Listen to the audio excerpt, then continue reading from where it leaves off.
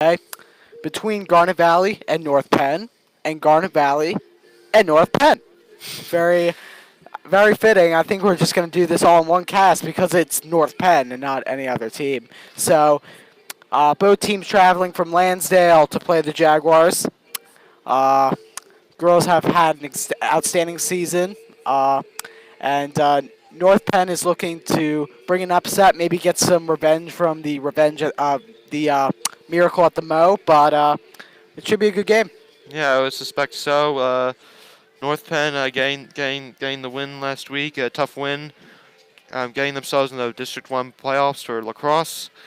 And they're not a team to be they're not a team to be taken lightly. They're always a force, and it's usually like that with a lot of suburban one teams.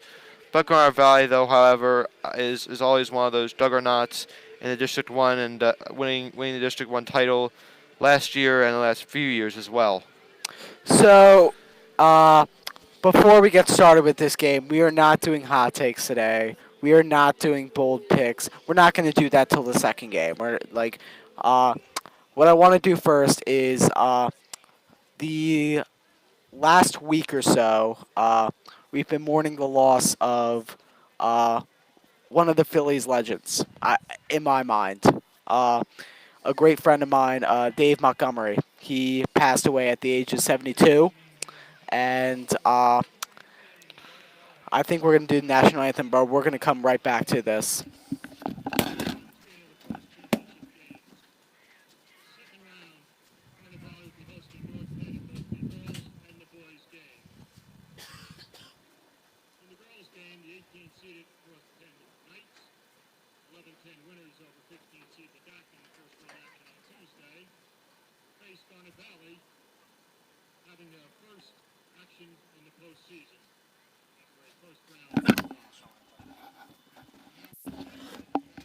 So they're going to do starting lineups, but we're going to come right back to this as they're doing that. Because, of course, you can't see it. This is audio. So Dave Montgomery, he was with the Phillies since the 90s, and he was there all the Ryan Howard era. He won the World Series title, and he was a great friend of mine. He sat behind me. I have Penn basketball season tickets. He sits right behind me, and I'll just tell you one of the most special memories I had with him was went to a Phillies game, and with him and a couple other people that sit behind us with with Penn season tickets. Now, people have been saying he knows my relatives. He knows like every single one of their names, what they do. It's all true. Like he knew like my sister, how was she doing with dance type of thing. We just talked about life. We talked about baseball. He was an amazing man. Uh, and he's one of the guys who helped me pursue broadcasting. He was a big supporter in that. He knows I can make it to the big time. I know he's looking from above right now and seeing that right now. But he is a very important figure to this city, and the city lost a piece of it. And I just want to say thank you, Mr. Montgomery, for all you given to me and this city. You are a winner now and forever. Yeah, you have to say that. I didn't know him. But from what I've heard, he was a really nice man. Did a lot of great things for the city, and he was a really good front office person as well. Brought the Phillies a World Series title, and he was there when the Phillies had their most successful era of baseball. But going back to his personality, he was always the guy who always took the time to know you, from what I've heard. And he was a very nice guy too. Everyone, including myself, will miss Mr. Montgomery. Here's the national anthem.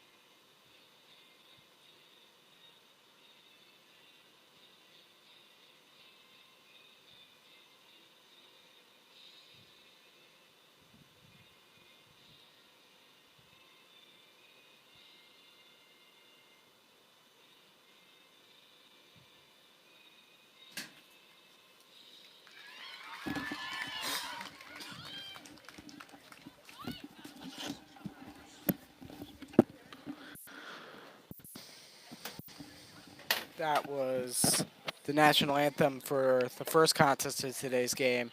Garnet Valley Jaguars versus North Penn Knights. Uh, you could almost call this a school rivalry now. They play each other in everything. You've we've seen them in football for the past 3 or 4 years or so, and you see them in lacrosse. You see them basically everywhere. Garnet Valley is. North Penn is sure to follow. Yeah, and they're almost a replica of Garnet Valley. They have an all-around athletic program, and they're very good academically too as well. They always have a bunch of athletic kids, and they're usually and they usually have teams that go deep into the playoffs. And big difference is that Garnet Valley is one of the smallest school, actually probably the first or second smallest school in 6A. I know this is like 3A or something like that, but in the whole scheme of 6A, they are like the second smallest. North Penn is the largest. Like they are pretty much the largest. They have over 4,000 kids. It's a huge school. If you've seen Crawford before, which is their stadium, 7,000, like 8,000 plus seat stadium. It's it's a huge school. It's an amazing program, and they and the big difference is that Garnet Valley has a select kids to choose from. They have a whole ton of kids they can choose from. They have over like 20 elementary schools, and all feeding like millions of kids. Well, yeah, absolutely, and I mean, like they have a like here's the thing with public schools. The way it works the way it works is you get what you get and you don't get upset. With North Penn, it's pretty much okay. We have all we got what we got, and we're very happy with what we got, and now and they always have very good teams just like us. Yeah. So even though Garnet Valley is uh, a little more talented in this sport, they can be they could probably be more talented than us in some other sports. I know, not girls basketball. Basketball they're pretty good at. Football, of course, they're very good at. They have a lot of kids to choose from. Uh, I know the Miracle at the Mo, we barely squeaked by them from a 35-7 deficit as Maddie McKee will take the face-off, and we are underway. First playoff game of the spring sports now underway for us. McKee takes it. McKee double covered. And a key to the game today is win the face-offs. That's what McKee did there, and now Grand Valley has possession. McKee. Schaefer near the 20. Goes to Catherine Toohey. Goes to Reagan Nealon. Just flicking it back and forth. Reagan fake flips. She's now near the 10. Circling around. Caroline Schaefer, Old Dominion commit. Nate Nealon penetrates. Spin. Shot by Reagan Nealon. She scores. It's the natural chemistry there between twins, Kara and Reagan, and she was able to get Kara, or should I say Reagan, up the middle for an easy goal. 1-0. Nealon to Nealon. Both Penn State commits, so pretty much exact twins, to be honest. They're both excellent scorers. They're both very athletic. They're both going to Penn State, one of the top lacrosse programs in the country. Like, Penn State's the #1 seed for the guys. Jake Morin just committed there, so very impressive. This is a lacrosse program. Yeah, you would definitely have to say that. McKee. Oh, look at Is there some sort of violation there? Yeah, there was. Looks like there was a check. There's a check, but Kara Nealon was wide open. There's not a girl 10 feet of her. Free shot now, and this is also a mag for Kara. Kara. Oh, saved by the leg. Right side of the, looks like the groin type area. I'm not sure. That was an announcer's jinx right there. Announcer's jinx. Yeah, Yep. She's very good with those, though nonetheless. Yes, she is. think we have 4 athletes going to Penn State. For lacrosse. You have two. You have the Nealons, and I know there's another one. I'm missing her name. There's Catherine Toohey. There's Reagan and Karen Nealon. Oh, right near the post, Catherine Toohey. Garnet Valley's right on the doorstep here. Jags with possession, 1-0. 22:46 to go. Saved by North Penn. Yeah, that was pretty easy for North Penn there. Not the greatest shot selection there from Reagan. Two North Penn defenders on her, and North Penn, good for them, gets the ball back. North Penn, there looks like there was a check there. They go to the 40 to the 35. Oh, that's a stick check there by Kara Nealon. So back to North Penn it goes. North Penn is in blue and Garnet Valley is in white. They're North Carolina like powder blue uniforms. I know you can't see them, but North Penn shooting left, Garnet Valley shooting right. Just so you can get a context of where they are on the field right now. North Penn's on the they're 10. They'll shoot and no goal. Saved by Sierra McLaughlin.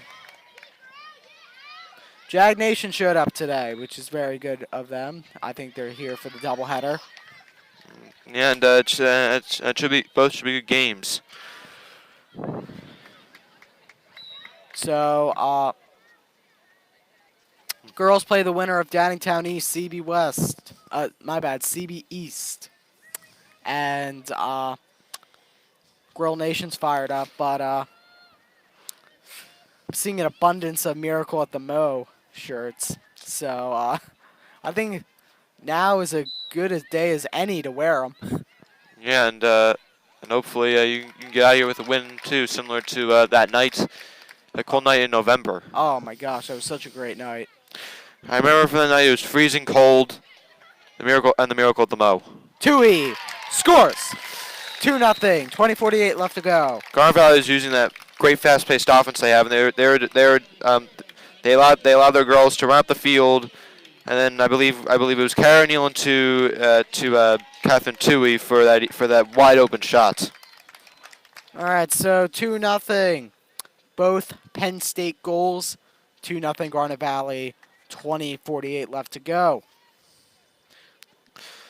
So if the Jags win this, I assume they're going to do another doubleheader, which they will. I unfortunately cannot be there. I'll be out of town, but hopefully you or Jack will be there. I know things can get dicey with playoffs and I don't know, funding and stuff like that, but hopefully we can bring that to you, ladies and gentlemen. This would be another audio cast. Mm-hmm. I would assume it would be audio cast from now on. Scored. That's going to be Reagan Nealon again, her second of the game, 20-34. Nice pass there to a wide open Reagan Nealon right at like the 20-yard line, about 10 or 5 yards from the goal. She went right in and she got another easy goal for Garnet Valley, and now it's 3-0 game with 20:34 left to go in the first half. 3-0 Garnet Valley over North Penn.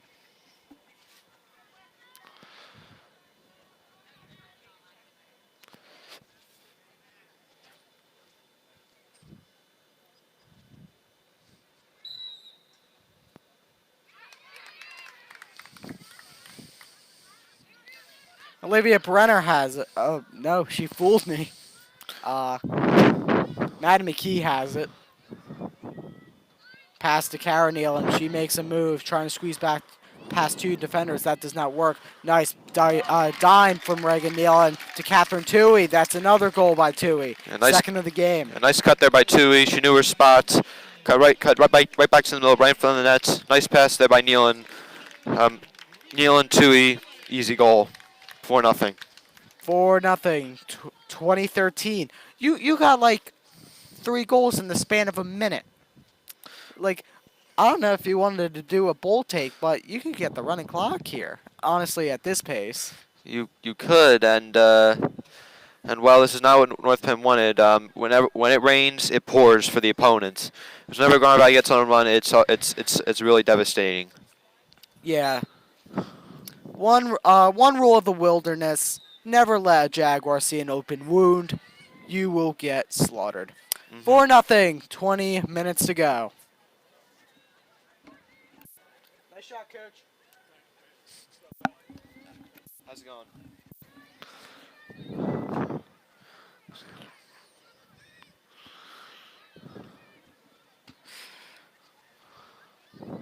4-0. 19:45 to go.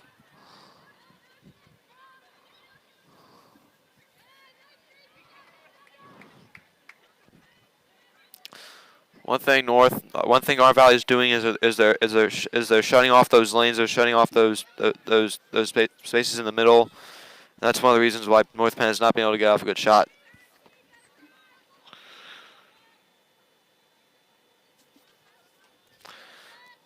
Hampshire Garnet Valley's been everything you wanted, and everything you wanted. 4-0, 19 minutes left to go, and while you on offense and defense, you've been spectacular.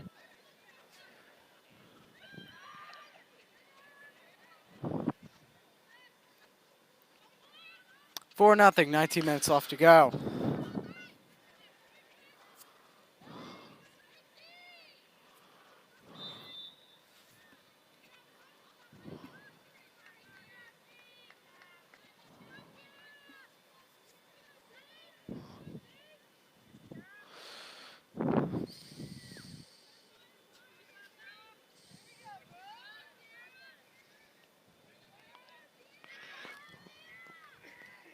Free shot for North Penn. By Casey Cavanaugh, and she doesn't even get it off. Great defense, just collapsing down. That shows impressive speed too. She was out on the edge, and she had a clear lane, but Garnet Valley closed in on her so quickly that she couldn't even get the shot off. She had to kick it out.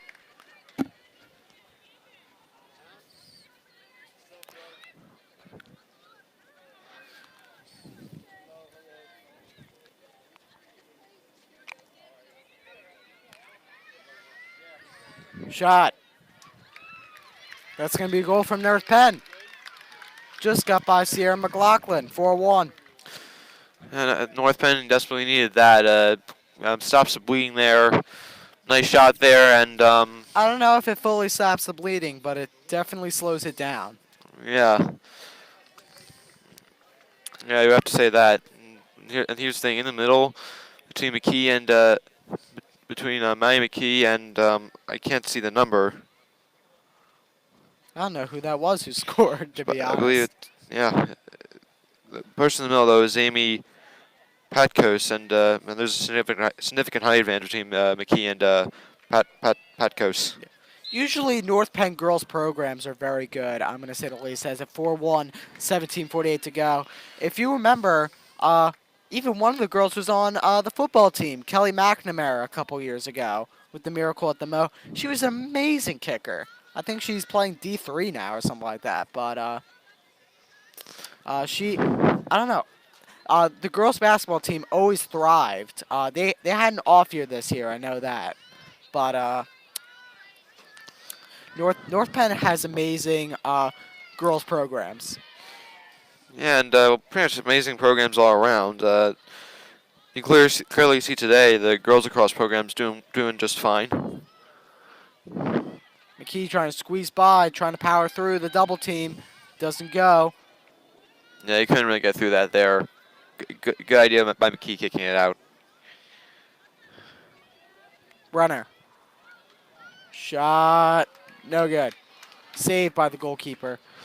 Get it back. They'll take it behind the goal. 16:47 to go. And that was kind of aggressive too. I was not expecting the goalkeeper to come out of the circle there, because She's an aggressive goalkeeper. Not gonna lie. yeah, it's and the person I believe was taking. I'm not sure the person was taking the shot, but I'm not sure how great of an idea that was by the goalkeeper though. That was Tui there with the left-hander. That was way off. 16:23 to go. Jacks will take it behind Brenner. She's gonna. Oh, she comes out of the circle again. Forces Brenner to cough it up. So both times, The goalkeeper coming out of the circle gave Brenner trouble. That's that. I believe that would be a temporary solution. However, Garnet Valley, they have a smart and very athletic team, and I believe that they'll adjust to that. McKee, save. North Penn's going to get it back. 4-1. 15:53 to go. Nice pickup there by Varela. Brenner's down, so North Penn has extra woman. Let's see what's going on.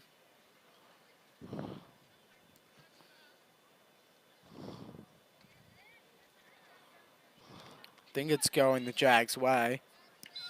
It is.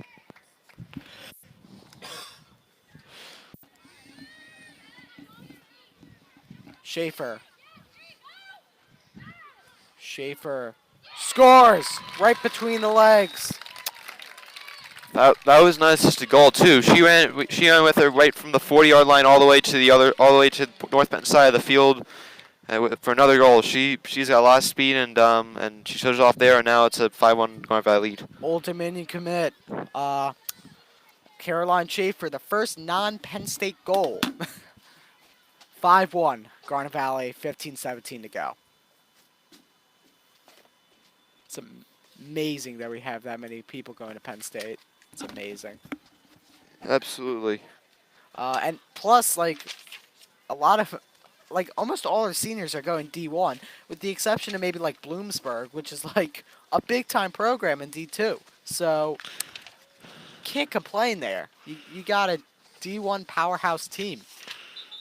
Yeah, and that's one of the reasons why Garnet Valley has been winning a lot of District 1 championships and of course, state championship in 2014 as well.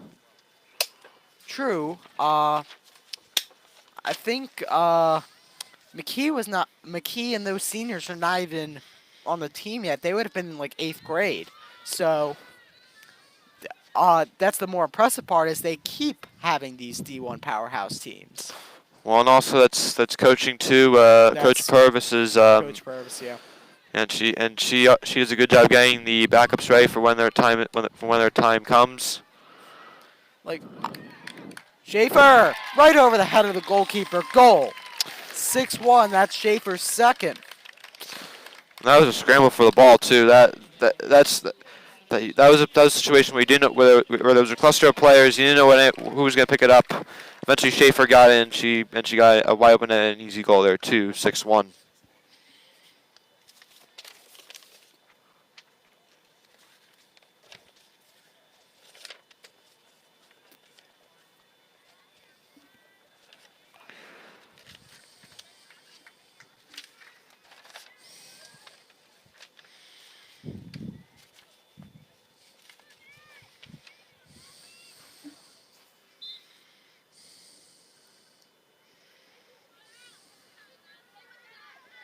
Ooh. That looked like a foul there, not gonna lie. Oh no.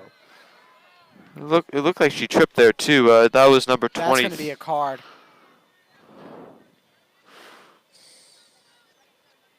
This is gonna be a yellow card.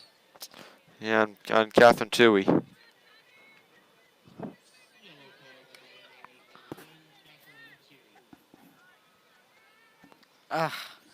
I just don't see it. Like, I don't see the first one shoving, trying to get the ball. That I was a bit surprised that wasn't called. However, the second one I was not, because it looked like that Toohey got. I was not, but like in comparison, they looked pretty similar. It looked like she got Lindsay in the face. Okay, except the getting in the face part. They looked pretty similar. Save by McLaughlin. Right on the shaft of the stick.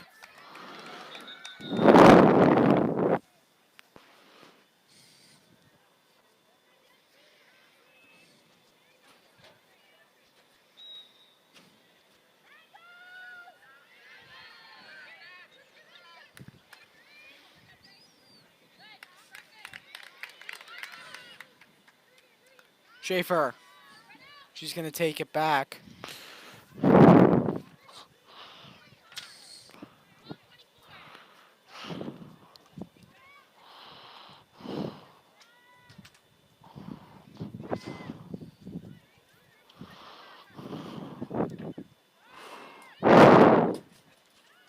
Caroline Schaefer.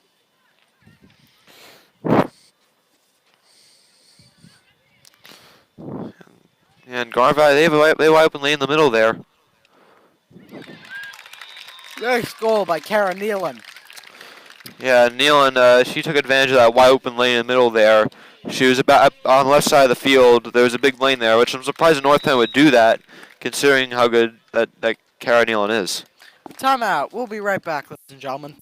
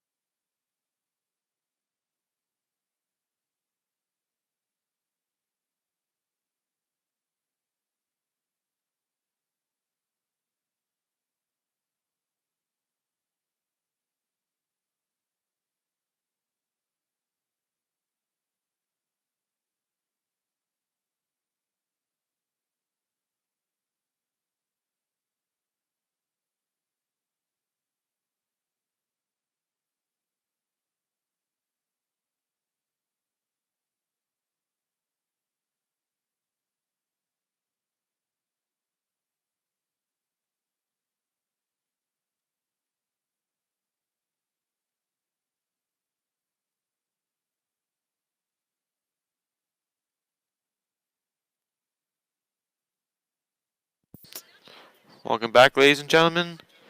3:05 left to go. 7-1 Jaguars. It's been a very good offensive game for them. A lot of offense for them. Not much for North Penn. Garnet Valley's gotten probably at least 8% of his possession time out of this quarter, and then probably lowballing it there.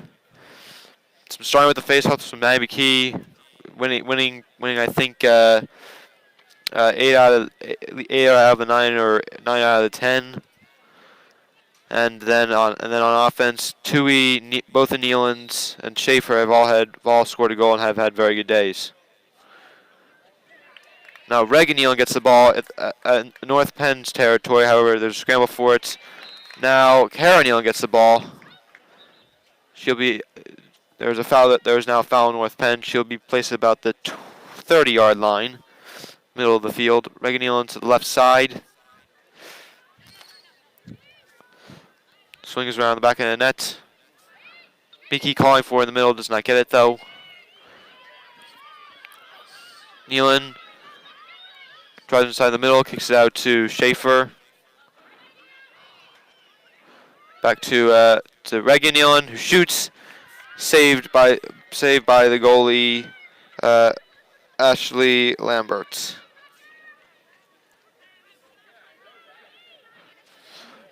Now North Penn taking it back upfield.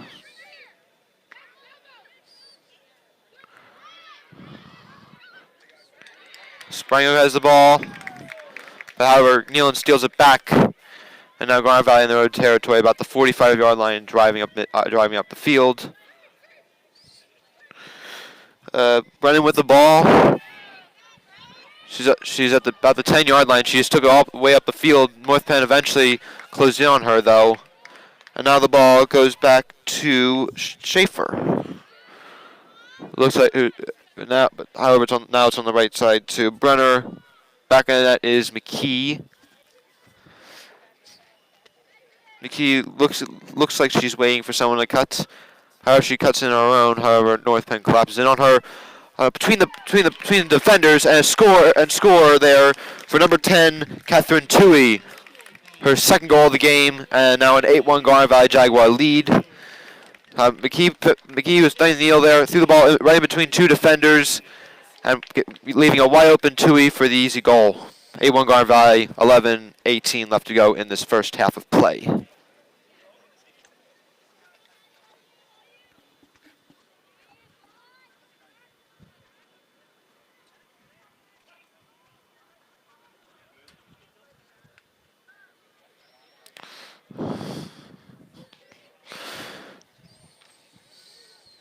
McKee and Lindsay in the middle to face.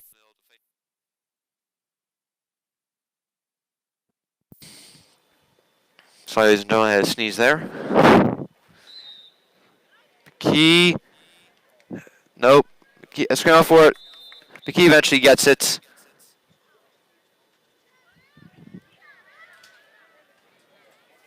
And now a little bit of discrepancy about who will get the ball there. North Penn will get it. Lindsay will drive up field. And now it's stolen. However, there's a foul call, a stick check. Welcome out, ladies and gentlemen. 10:47 left to go. 8-1.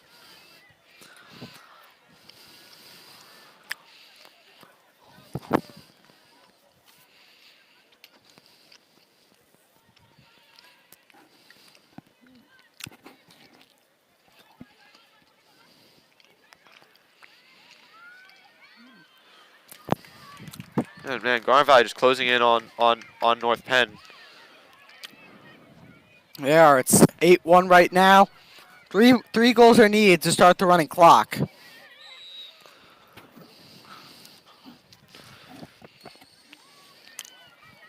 Yeah, no, this could be a quick game. Garnet Valley's one of the things we said earlier before the game started. So we were hoping Garnet Valley put them away early, and so far they are.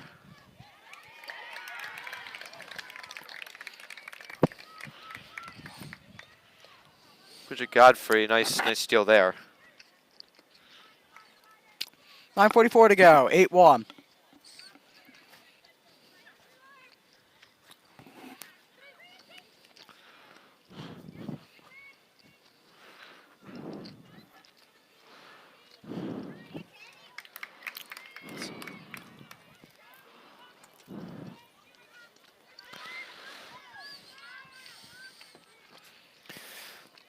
Garnet Valley, no particular hurry here. They're swinging for the right shot, and they probably should be. It's 8-1, and you got nothing to lose here.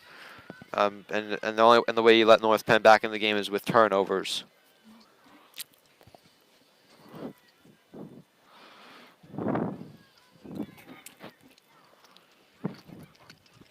Oh, beautiful dish. Brenner to Regan Nealon. 9-1. Around the back of the net, she was able to pass it in the middle to Nealon. Wide open shots, and well, that's 100% going in when it's her. 9-1 Garnet Valley. The Drexel commit to the Penn State commit.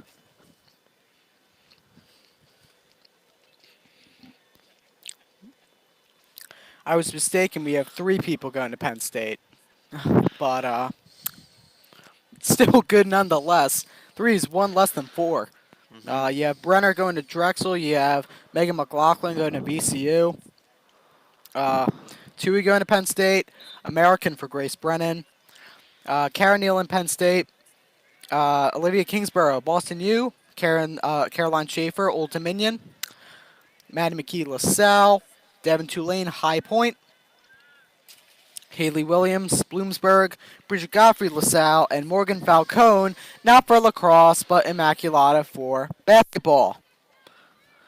So, all in all, pretty good, I should say. Most definitely. Got a lot of Division I recruits there, and when you have a lot of Division I recruits, you get good teams, and when you get good teams, you tend to win a lot of games.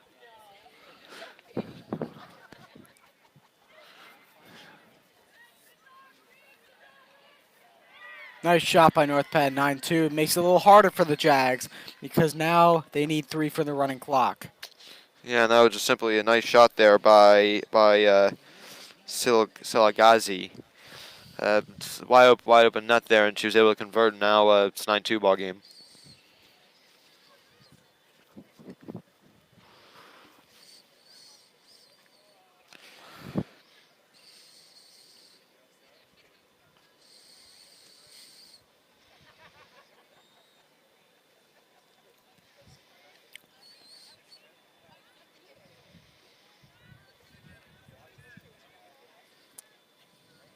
.809 left to go in the half, 9-2. McKee wins it. McKee, coast to coast. Oh, it's what? I cannot believe that that was actually a charging call, McKee. She was That's trying to not a work her way in. check. Yeah, I thought she got checked on the stick there. I mean, like, I That guess the referee thought otherwise. I don't. Then there was another call there too, which it looked like was fair too, but I guess the official saw otherwise again. I don't know. It's look. You know what? I'm speechless. I'm not saying it was that horrifically bad. It's just I don't know what to say about it. 9-2, 7:20 to go.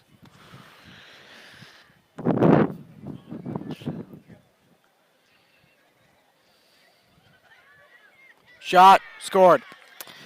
Uh, Alec, in case this is our last game together, which I assume it's not. I feel like we're gonna win girls lacrosse or boys lacrosse. One of the two is gonna move on to states, if not both.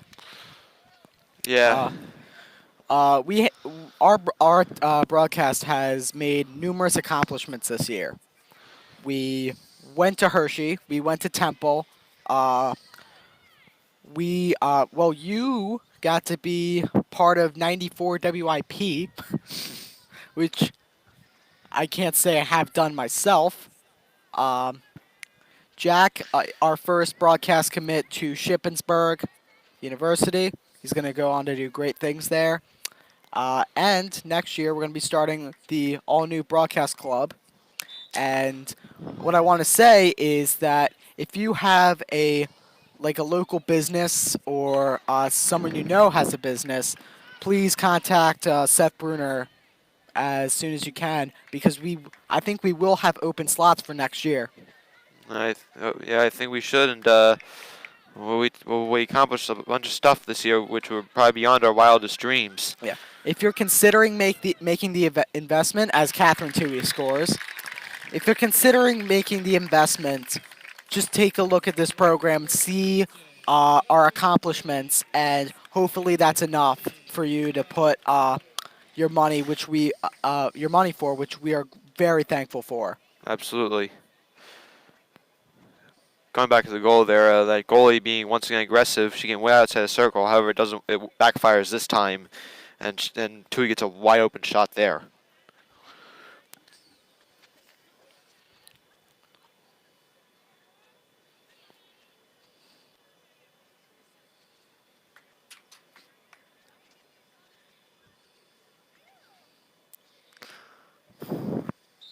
Ten three, 3 goals to make it to the running clock. 6 minutes to go. Jags are stampeding back to their 20. Oh, wide open. Ooh, shot.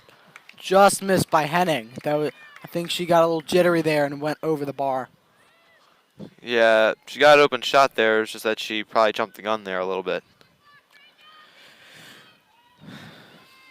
Man, this place is packed here today, and this is just for girls lacrosse. I assume the boys will have a bigger crowd, but man, this is a pretty good crowd. Alec, Yeah. if I don't say so myself.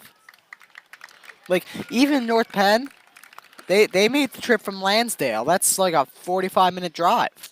Yeah, especially on a At weekday least. too. At least during rush hour. And It's pretty good of them.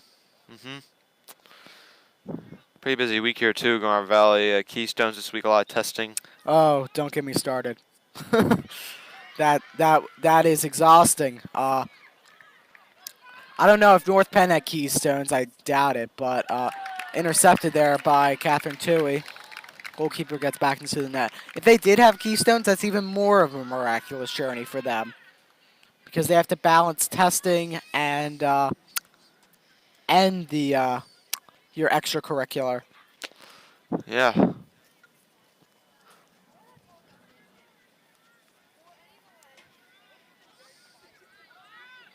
Oh, that's gonna go out of bounds, and that'll go to North Penn.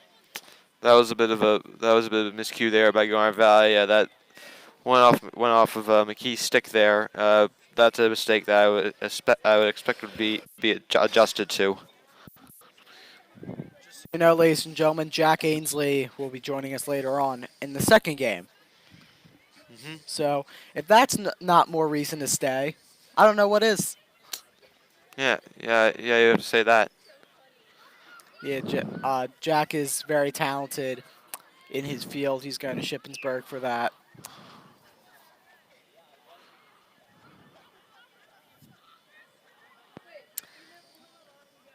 And ladies and gentlemen, trying not to stray from the playoffs, but football season is going to be here sooner rather than later.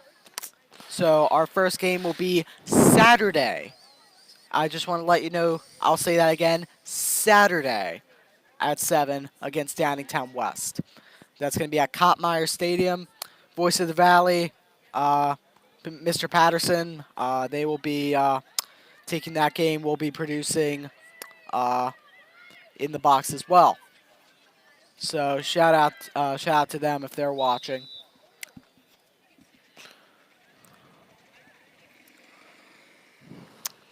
And even just having conversations with Coach today about the season coming up.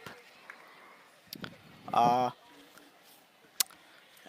it's getting really exciting. I know. Even though Vinny's stepping down because of college, uh, or he's leaving because of college. He's not Yeah, stepping yeah. I down. wouldn't say. He's Yeah, wrong choice of words. But he's leaving because of college. He's going to St. Joe's. Uh, Jake Matson will be taking over the managing spot, and he'll be ready. We'll be ready. This club, the managing program and the broadcasting program will be ready, and we can't wait for next season. While looking at this season, yeah. It should be a good year. I know late in the boys' game we'll see Sean Gallagher. He'll be back next year. Uh,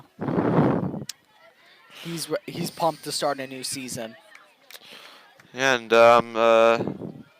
hopefully we got a lot more recruits too. Yeah.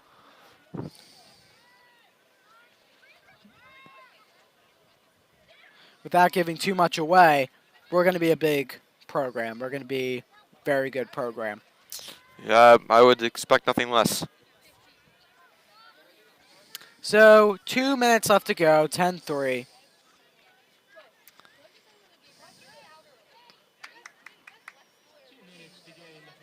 Henning being forced back.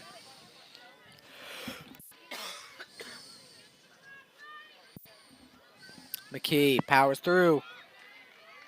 That goal? No. Got a save there.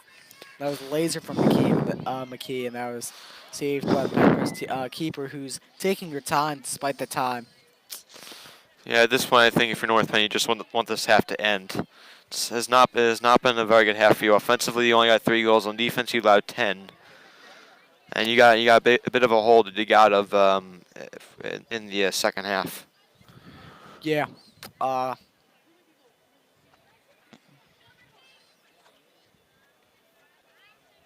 Goalkeeper out of net. She throws one. Oh, McKee has it. Oh, but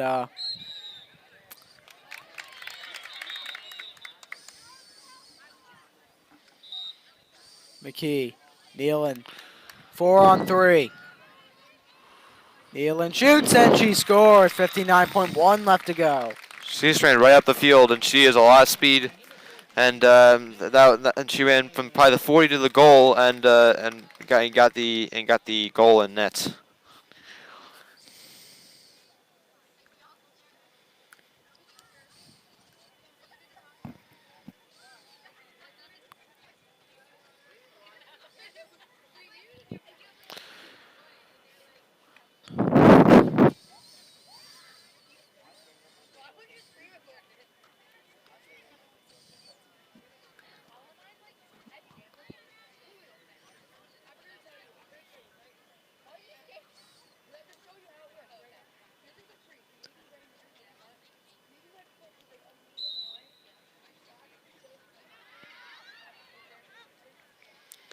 One of the rare face-off wins for North Penn today.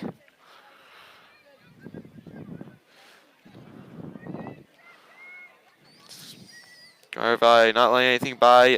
Lindsay going on the back of the net, trying to look for something close up, but so far is not getting it. So he picks it up. She's running downfield, and hopefully Garnet Valley can get another goal in this half.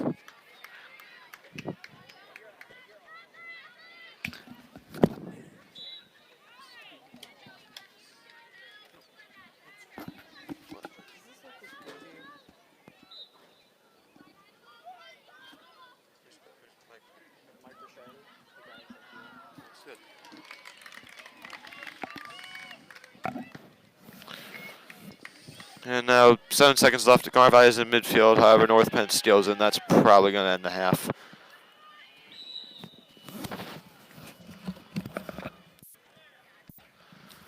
.7 left to go.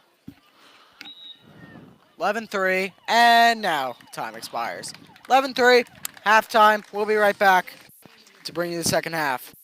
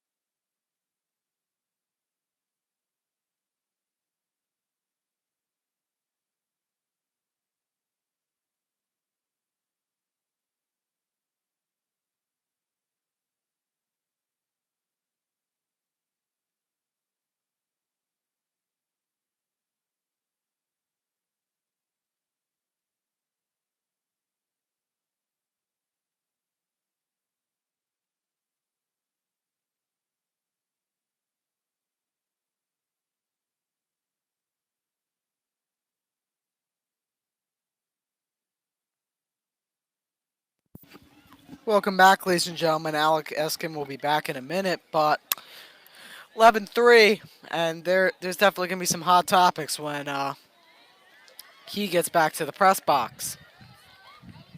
24:40 left to go, 11-3.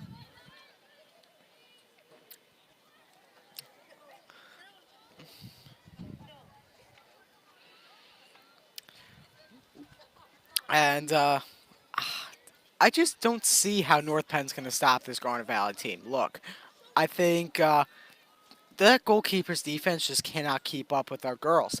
I think uh, we just move too well. We just move way too well for their girls to catch up. We're fast, we're cunning, we're quick. I just don't see it in North Penn to beat him to that. Here comes Alec Eskin now, so I'll probably repeat the same thing, but you're gonna hear something that yeah, it's believable, but I feel like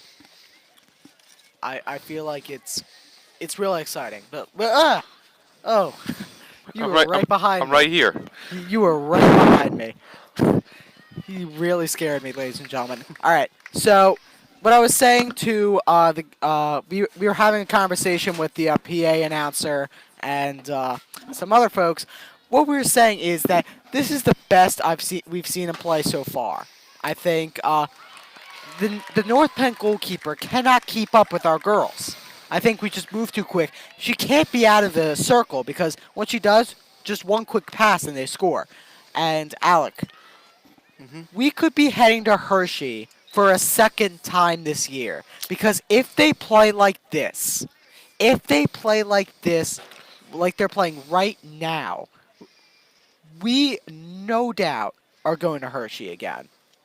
I'm I'm not saying it's gonna happen because maybe there's a tough team on the way, but this is as good as I've seen him play in a while. And believe me, I've been coming to games for like years. This is the best I've seen them play. This is the most star-studded team I've seen.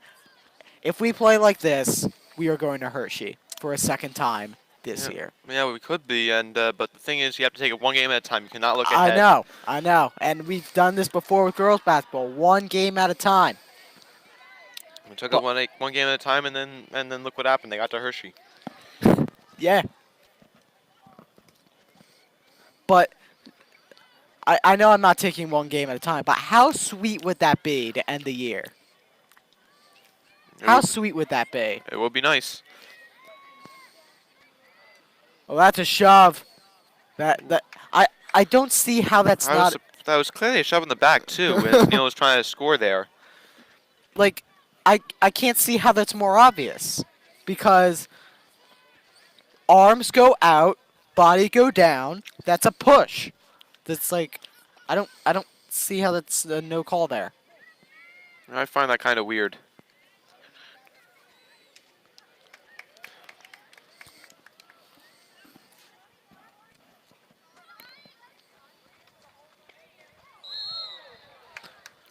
That's a foul. That could be a card too, to be honest. Doesn't look like it's gonna be though.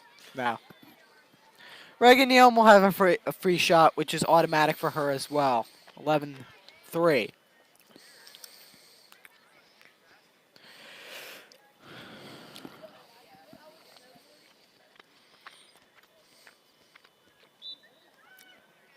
Deal in. Save by the North Penn keeper. One thing she has on well is she's been able to stop those free shots to the best she can tonight. Yeah. And we were saying it could be a lot worse than 11-3 by the way they're playing. Like a ton worse. Because I don't know. If she wasn't saving those shots, Who knows? no. That's going to be a foul. That's going to be a free shot as well for North Penn. I'm just saying, it could be like at least 16-3 right now. Maybe 17-3. That could be the case. That could, I North Penn have been playing extremely well for what their score is. Well, no, I said that wrong, ladies and gentlemen. for what the score is, that's a lucky break for North Penn. Yeah. And then North Valley, you want to get the running clock as soon as you can. That's the PIAA symbol for it's over. 11-3.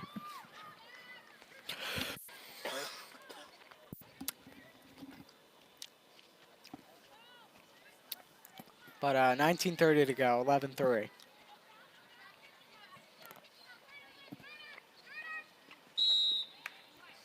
North Penn ball.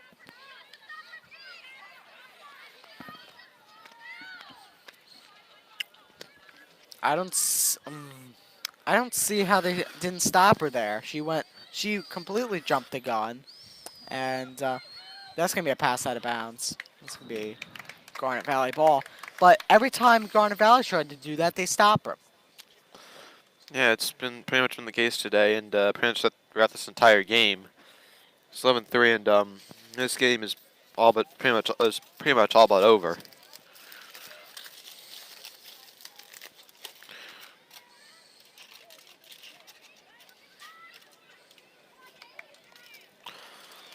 Caitlin Henning had the shot blocked by North Penn defender, and the goalkeeper scoops it up.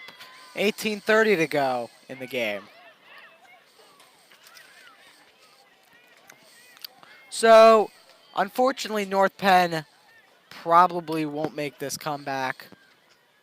Well, maybe they will. They just scored 11-4.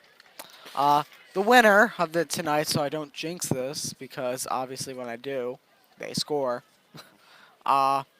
They will play CB East or Downingtown East. And that game's tonight. Time is to be determined. But for the boys, Westchester Ruston upset Kennett, which I don't think it's much of an upset. They won 9 straight, Ruston, so they're pretty good. But they started the season 1-8 and just plowed through opponents.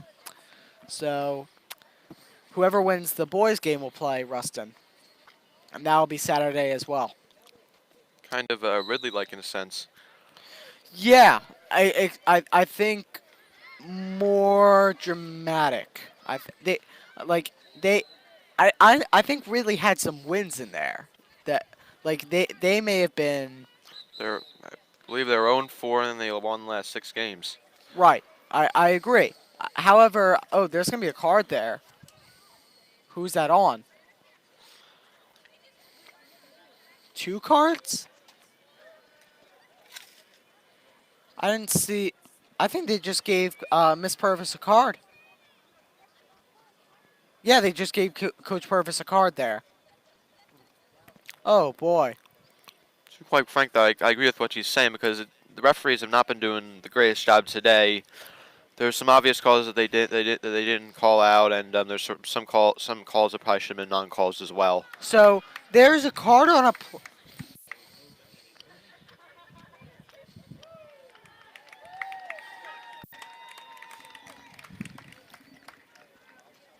Is Coach done for the game? No, she's just taking a seat. Or never mind, she's getting her, looks like her energy drink. But that's gonna be a card on Coach.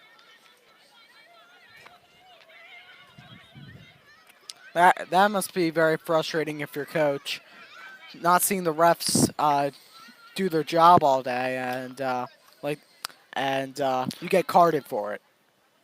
Well, the one thing is that eventually there's a point where the referees don't like it. However, you have to look at the other side and say, we're probably getting some calls wrong.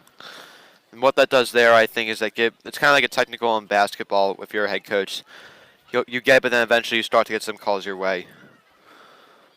It's a very. That's gonna be 11-5, 6 goal game. I might take a timeout here from Garnet Valley just to regroup and then possibly try to rejuvenate your offense and get back on track.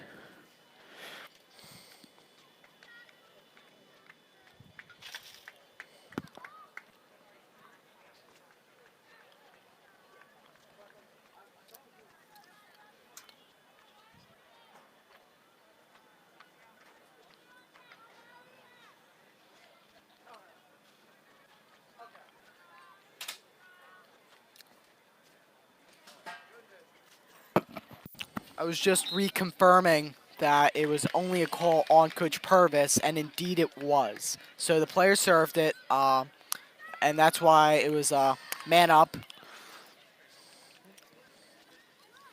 So Coach Purvis is cautioned. And hopefully Garnet Valley can put this game away right now. And that's another thing they could do is I could fire up your team and get them to try to put this game out away earlier. Still Garnet Valley ball. This could be a free shot here. Very far free shot, but it can be one. They're right now at the 24 on the left end zone if you were going for football. But they pass it back to where sort of the 30 is, 32 to be exact. Nealon drives, passes back, heading. They're right now near the 20. Spinning back. Nealon being trapped by two girls. McKee blows by the one. You have a wide open gap there. I don't see why you're not trying to push through that gap. Yeah, one thing I've seen in difference between this half and the last half is that Garnet Valley is not being as aggressive on offense. They're not trying to go through those lanes and get a shot up close.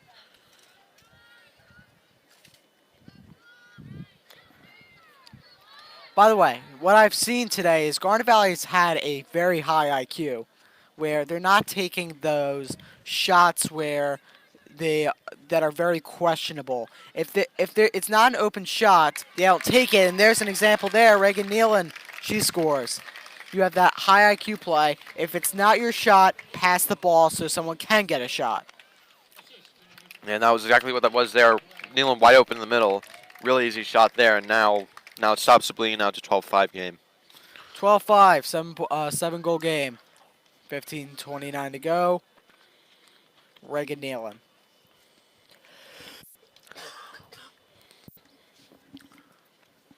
Manager Vinny Long working both games today. Usually only does boys, or is he just doing boys? I believe he's just doing boys. Okay. An appearance by manager Vinny Long. We'll just say that.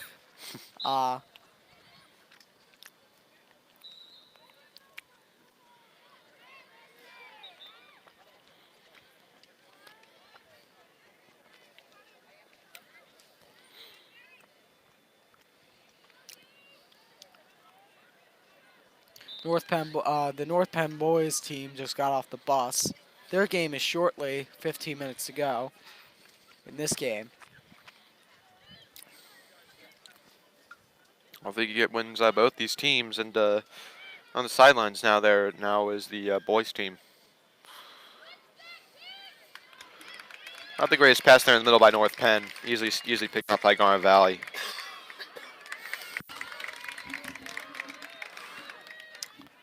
14:40 to go. 12-5. Henning being forced back.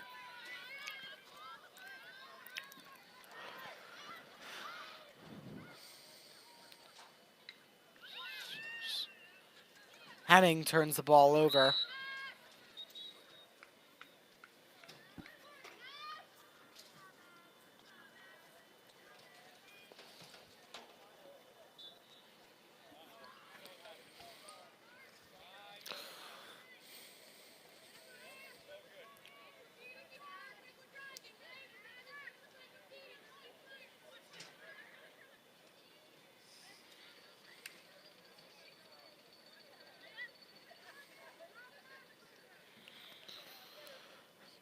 Looks like North Penn is trying. They need to get goals as quickly as possible. You're down by 7 with only 13:40 left to go.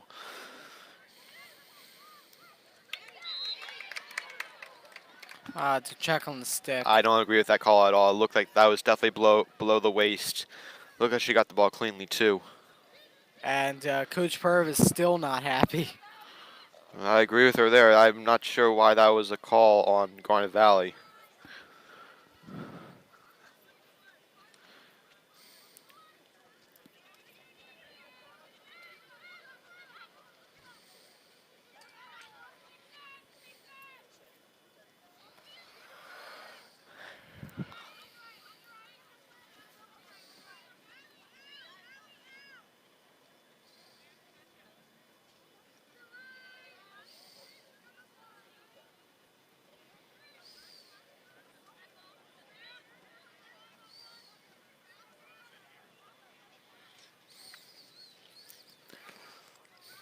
12:42 to go.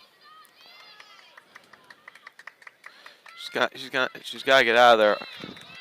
Oh, there's a flag. I don't know what that's on either.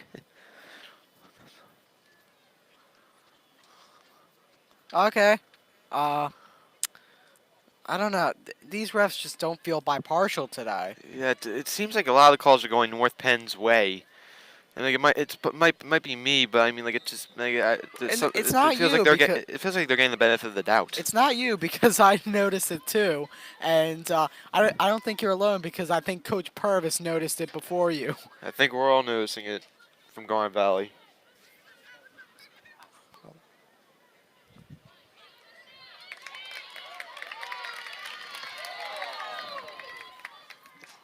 That was definitely a foul. Yeah,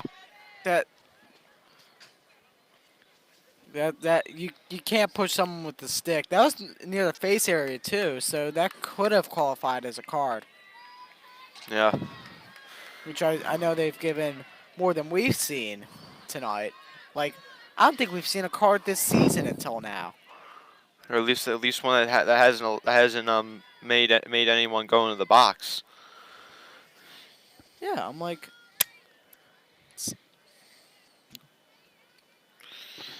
there haven't been any cards on North Penn.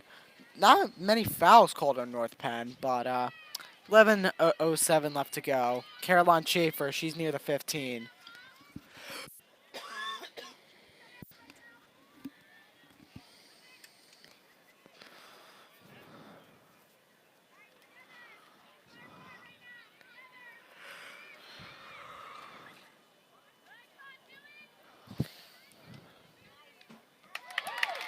Goal. Did you see who that was, Alec? Maddie McKee. All right, so that's McKee. And by the way, Maddie McKee, her 400th draw win. And That was today. yep, and her athleticism and her height served her well. And Lacrosse, LaSalle come in, and obviously a very good player. 13-5, 10:44 to go.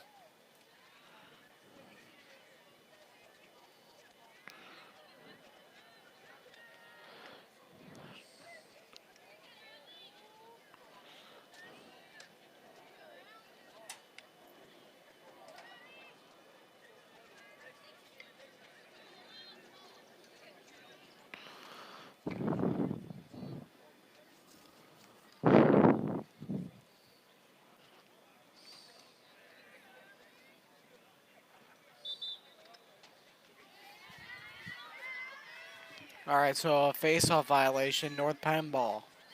I was surprised there. It looked like the North Penn fall started there.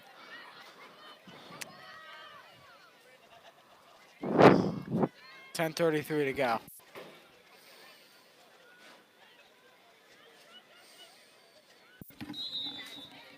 And Yeah. another flag. That was pretty clear there too, though.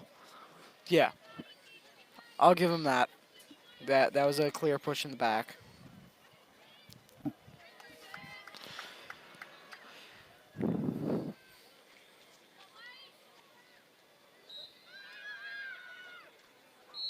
Another foul. That one might have been a little more obscure there.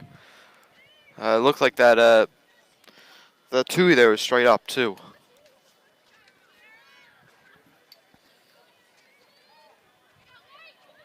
There's a false start there. They don't call it. And they score.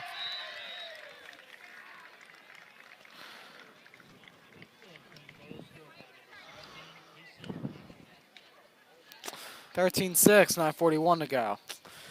And looks like Garvey is trying to get that running clock, but North Penn's not letting them. They're keeping it. They so far has been a pretty even second half.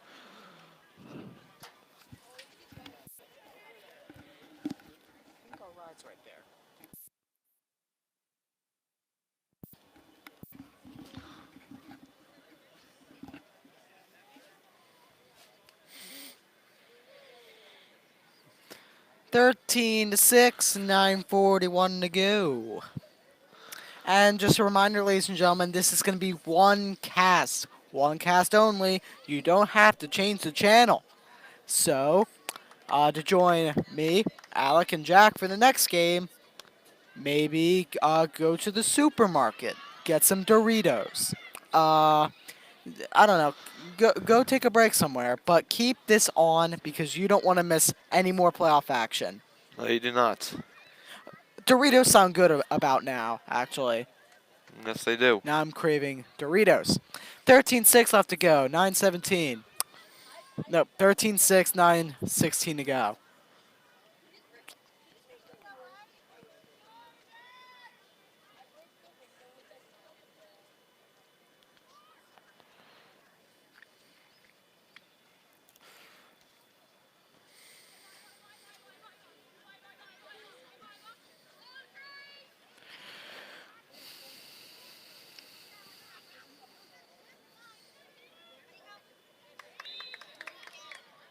It seems like they're calling everything on Garnet Valley, but like for the smallest things, for the North Penn, it's got to be fairly obvious for them to call it there.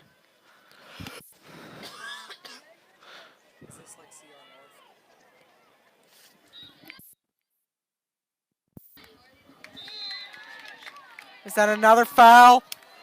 Come on Oh. now. That I Oh. thought she was in the circle there, but there's 3 defenders collapsing on her. I'm not sure exactly what else Garnet Valley could do there without them just completely letting her get the lane and scoring. Man.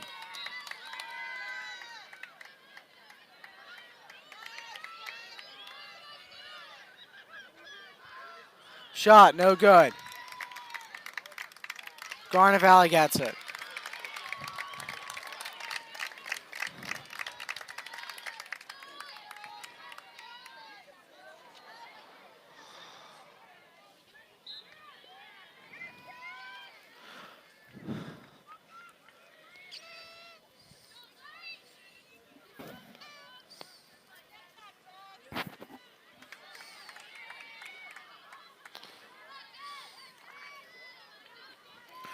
North Penn's trying to score, but they're not. Does not look like they're getting it right now.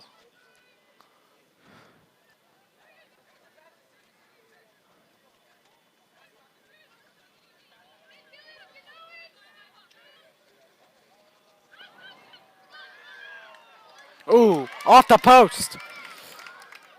Ground ball. And another foul. This is brutal at this point. Ooh.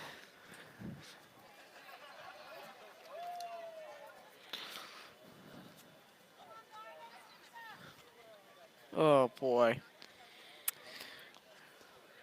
Well, the way this is going, this is going to be the longest 6 minutes of your life. Well, luckily, clock only stops for goals. Or an injury, of course. Wait, but it's not running clock. It's not 10 over. The only reason the clock would stop is if I believe there's a Goal. goal, an injury, or a timeout. Yeah. Sorry, I just had like a spasm there with like a brain spasm type of thing. 6:16 left to go. 13-6.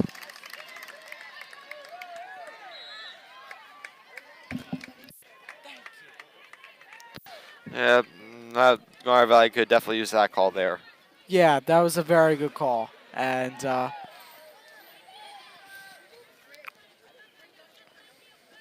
right, they're going to force Garnet Valley to pass it back.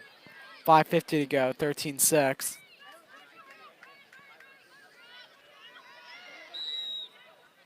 Forcing them out of bounds. Garnet Valley ball. And hopefully they can get another goal here.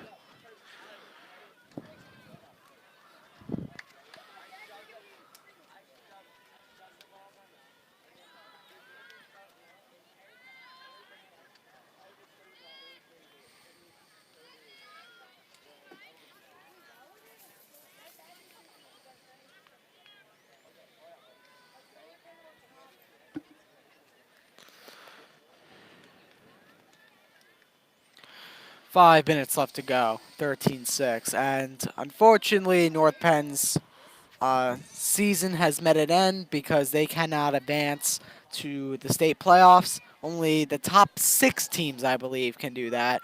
Well, it's not over yet. They can still go through playbacks, but there's not a great chance of coming out of that. Yeah, I would not say that. especially when you're playing like this. Garnet Valley scores. Wide open Brenner there in the middle. Nice pass there. And a little bit of a tough spot there was Tui, and she got to a wide Brenner in the middle. Easy goal, and now 14-6. 4:43 left to go. This game's over for North Penn. 14-6.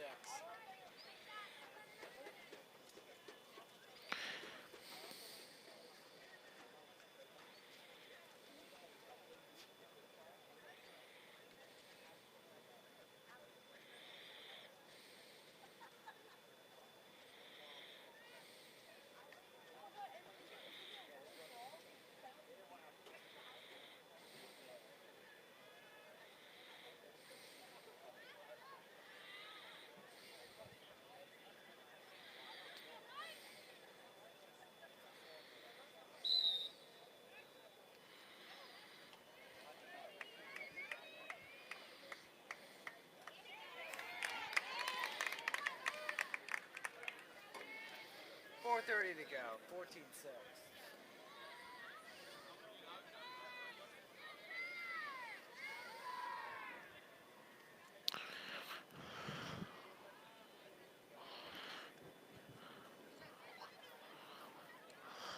Members of the Delco Times here today.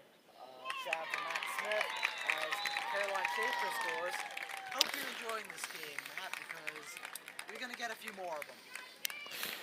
Yeah, and another goal for Garnet Valley. Goalie being a little bit too aggressive there, which creates a wide open shot in the middle for Schaefer, and easy goal, 15-6. 15-6, 4:10 to go, and one more goal initiates the running clock.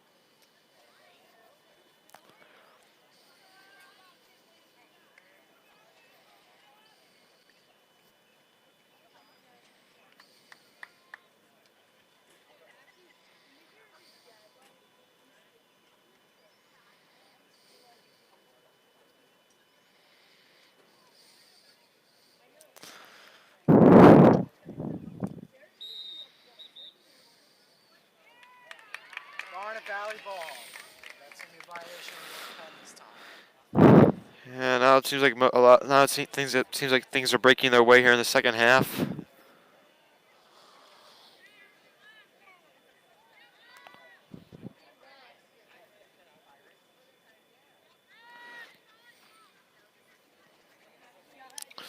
Look, now if you're Garnet Valley at this point, I would just hold the ball, try to possess it as much as you can until the end of this game. 3:36 to go, 15-6.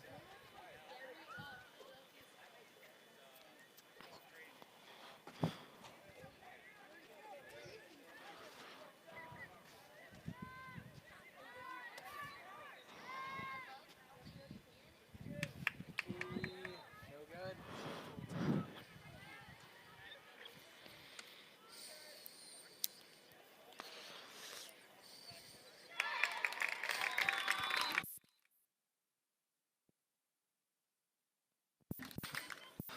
Garnet Valley, another goal, running clock time.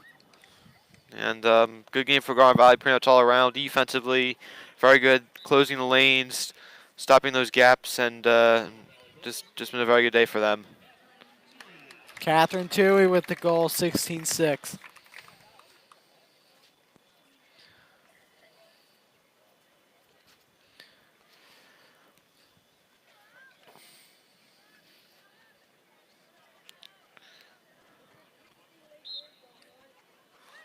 Oh, nice job by McKee. I wonder if there's a point here where if you get the chance, if Coach Paris might start putting in some backups here. That's too little time left, I feel like. 2 minutes. Yeah, I would have to agree with you on that. Unless there's a goal here, yeah, you just leave your starters in. Less than 2 minutes now. 16-6. First of two games. Garnet Valley 1, North Penn nothing. In battle of two, another goal for Garnet Valley. Schaefer again. She's just using that wide open lane up the middle. Slingshots, and now another goal for Garnet Valley. Kara Nealon with the goal, 17-6.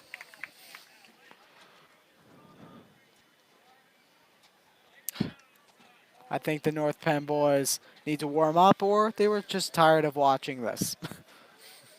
I think it's a mixture of both because I heard a lot of sighs in that section. Yeah, and I'm sure North Penn fans are hoping for a better result from the boys. Great season though by the girls team, getting to the District 1 playoffs, winning a game, and now regroup for next season. 1 minute left. Now they just try to play keep away.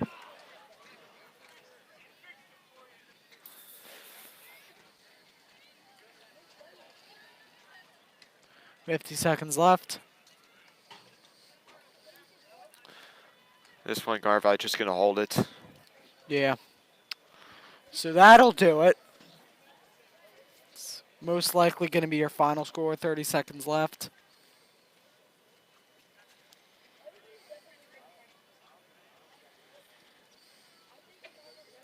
$20 left. And they're just going to stay where they are. That's going to be it. As the clock winds down to 10, 9, 8, Garnet Valley will win 17-6 and move on to play CB East or Downingtown East as time expires. Great game for the Jaguars. Great way to start off the playoffs. Dominating win today. Get your confidence up. All around good game. And this is the way you want to play going forward as well. 17-6. We'll be right back for the second game.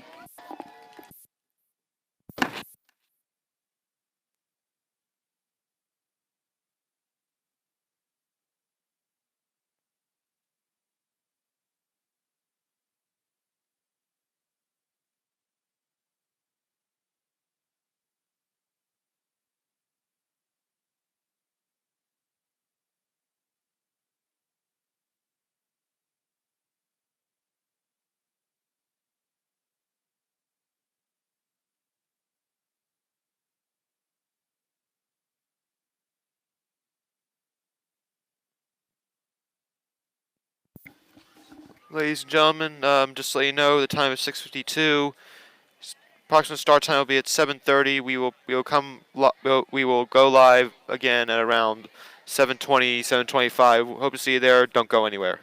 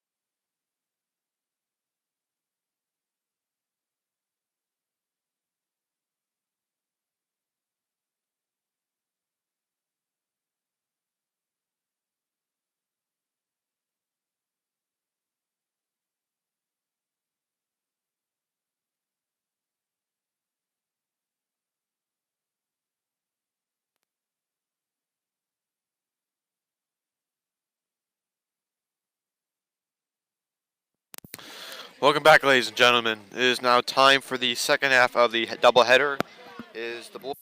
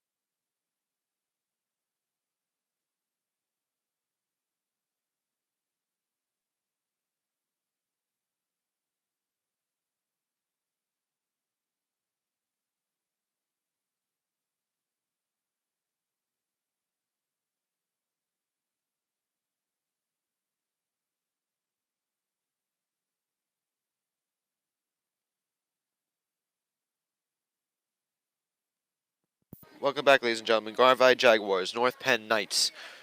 Great rendition of the national anthem. Both teams coming in here, coming off of great seasons. North Penn just beat Pennsbury at home on Tuesday, and now they'll be facing the Garnet Valley Jaguars, who are the four-seeded team. It's been a good run so far, and it's for Garnet Valley, and hopefully it's going to get better. Game is just about set to get underway. No, the first game, if for those of you who did not watch the first game or listen to it, I should say, Garnet Valley, the Garnet Valley girls lacrosse team beat the girls lacrosse team from North Penn, 17-6 in a dominating defeat. Great games from Annie McKee, Catherine Toohey, Bridget Godfrey on defense, both the Nealons and Schaefer as well.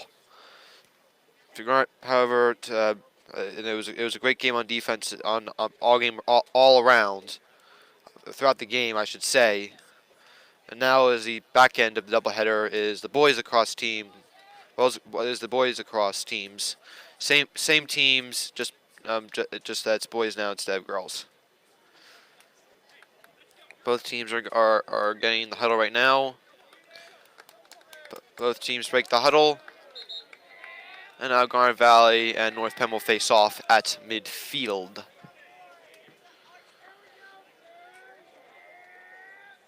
It'll be the usual Adam Aldradi facing off.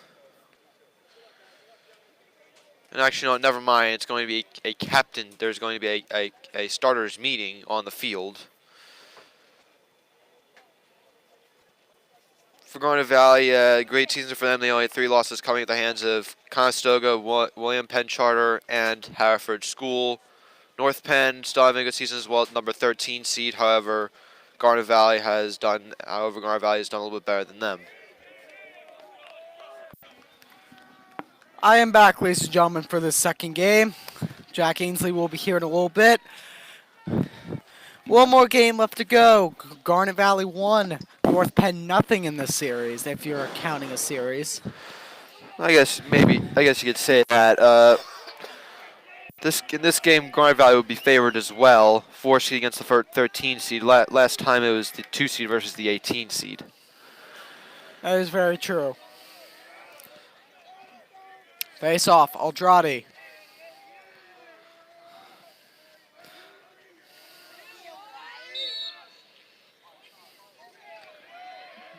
North Penn. Gallagher trying to get it. Nice being aggressive by Gallagher. Yeah, and it's a nice job all around by Garnet Valley. And you want to get out of here with a win too tonight as well. Hopefully get a similar result.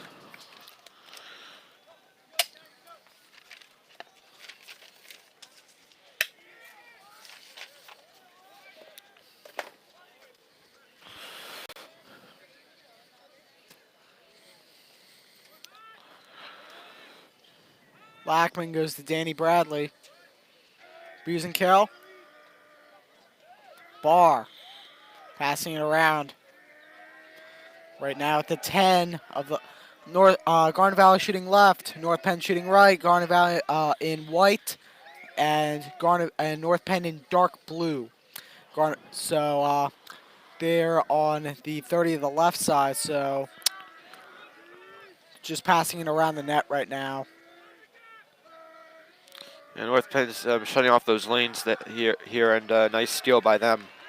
That was a miscommunication there, so and North Penn took advantage of that.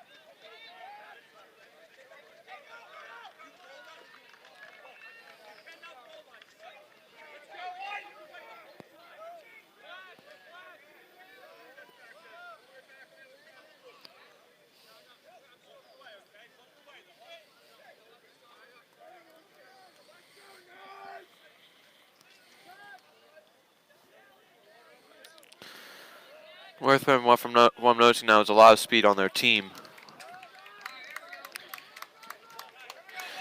Very quick, very athletic. Garnet Valley's gonna have their hands full tonight. 10 minutes remaining in the first quarter. Aiden Barry to the goalie Nick Van Horn. He's out of the circle. He's almost near the 40. If there's an interception here, there's almost no time for him to get back. Luckily, he gets it to Busenkill.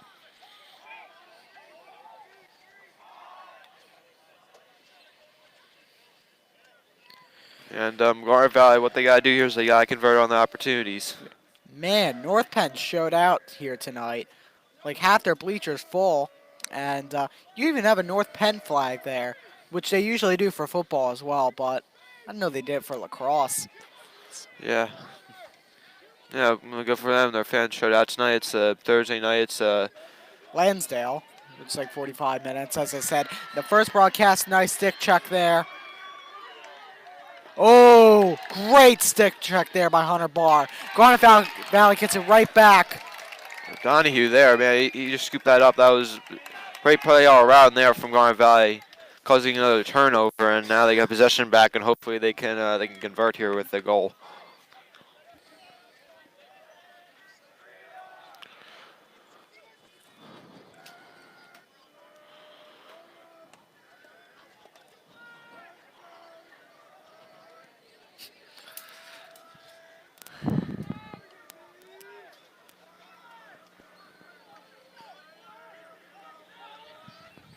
.8:23 to go.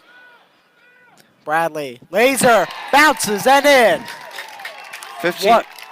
1-0. That was from 15 yards out on the left side of the field, and that took a big one hop and hit the top of the goal. Nice shot by Bradley, and now a 1-0 game. Bradley scores the first one of the game at 8:19 in the first quarter. 1-0.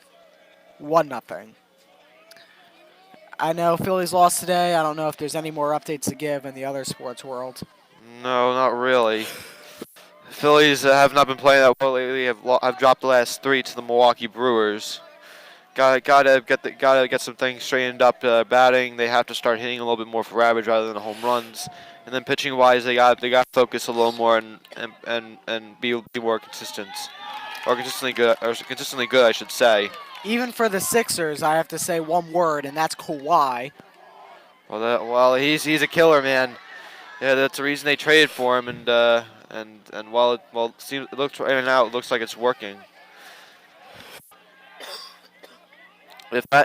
At first when I saw that, I was thinking that Kawhi was automatically going to leave for LA, but now I'm not so sure. Oh no, I don't even think AD's going to LA. I think Davis will eventually go to Lakers. It just seems like that. I don't feel it. 7:40 to go. 1-0.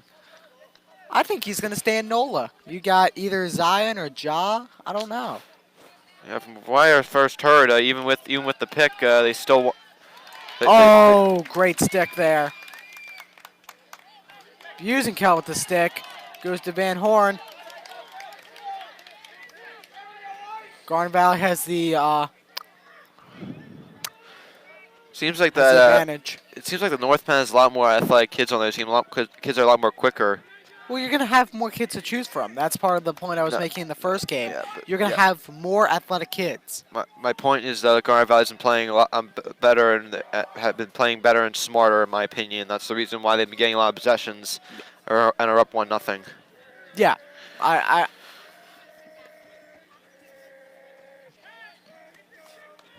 What are you saying?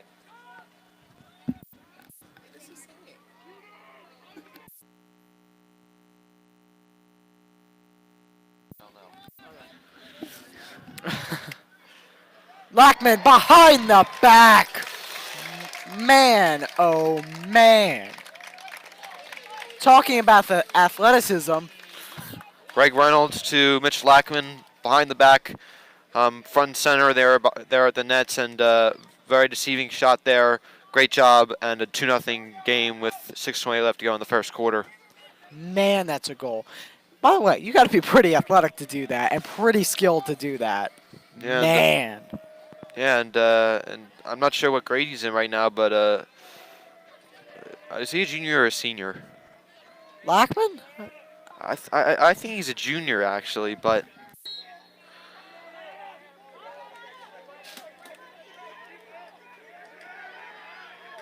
nice job of escaping there from North Penn.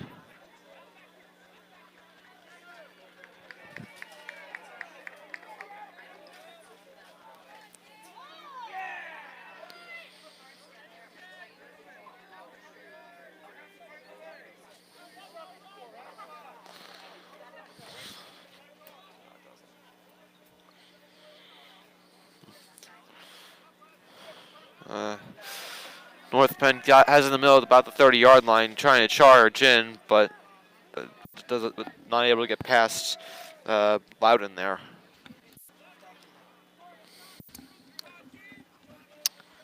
.538 to go, 2-0, and we believe Mitch Lackman's a junior, so Yeah, so he'll be here for another year, and he gets to work for another year. He's going to have all that training. Man, he's going to be good. yeah, absolutely. He's already good. Absolutely. North Penn is trying to cut to the Garnet Valley goal. Loudon made it impossible there. Just so much contact there. Yeah, well, Garnet Valley's not letting anything by them tonight, and they're setting the tone for this game tonight.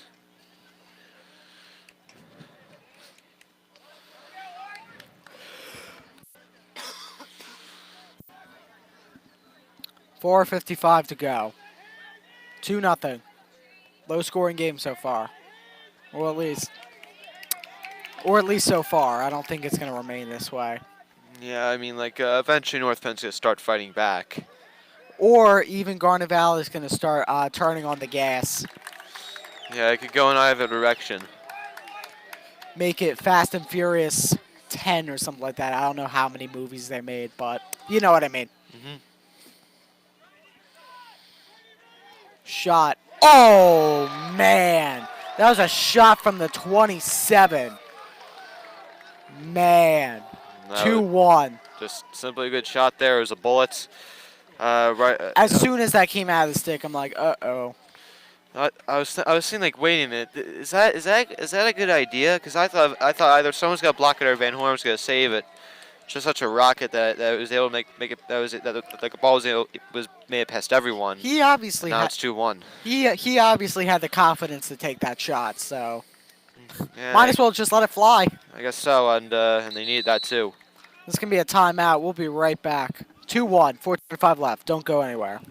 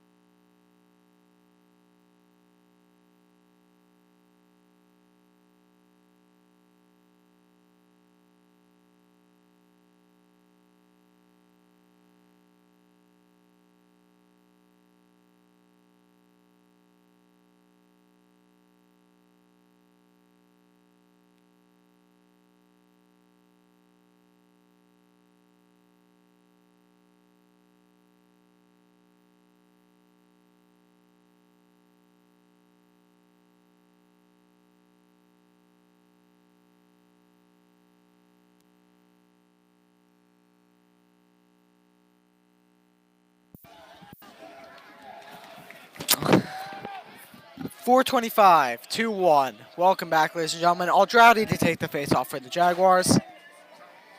Jag Nation is here. And welcome Jack Ainsley to the booth.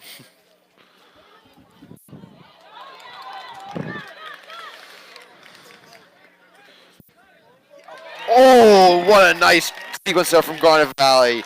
32, Bryce Stansfield scoring the goal, leaping up in the air, and while he's still in the air, he slingshot it into the net from the right side of the field, feeling Garnet Valley.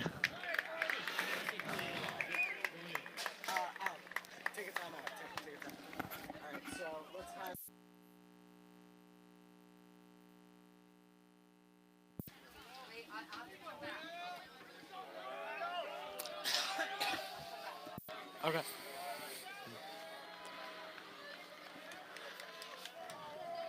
4:14 left to go in the first. 3-1.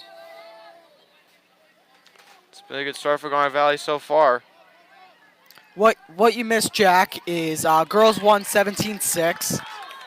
They will move on to play Downingtown East or CB East. Whoever wins here today will play Westchester Ruston. They upset Kennett in the first round on a last-second thriller. 3 seconds left to go. They scored the goal. 3-1, and we did not do hot takes. We did a tribute to Mr. Montgomery. So, good night so far for Jack. We'll have him on later in the show. But 3:33 left to go. 3-1. Looks like there's going to be a flag there on Sean Gallagher there. So our broadcastee will receive the penalty. Like I said in the first broadcast, he will be here another year for an exciting season of broadcasting. And but for now, someone's going to serve his penalty. Ooh, laser, but a little wide, past the left post. North Penn ball. 3:15 left to go in the first. 3-1.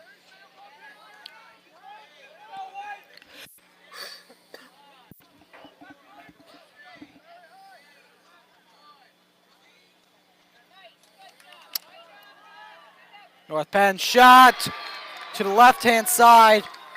Low, right to the knee, and a little bit of bounce. 3-2, 2:59 left to go. North Penn, they're not letting Garnet Valley get any leadway here. Nice shot there inside by number 4.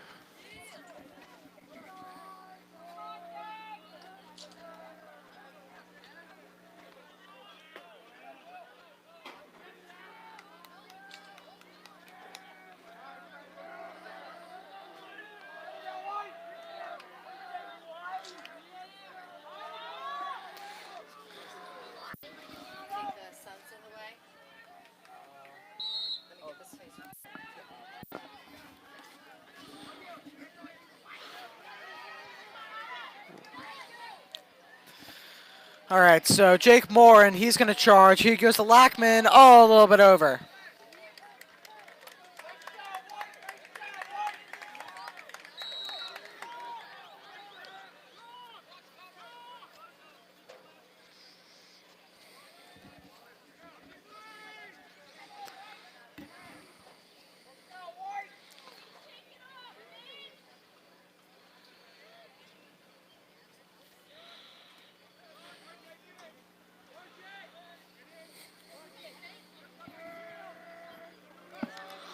All right, so Max Busenkel takes it to 35. He goes to Danny Bradley. He goes back to Busenkel. Busenkel will pass it along back to Busenkel. Passing around. Oh, what a dart. Oh, what a save from the North Penn keeper. That was a dart. That was, yeah, but even better save there. Oh, what a stick maneuver there by North Penn. They charge past the 50. They go to the 30.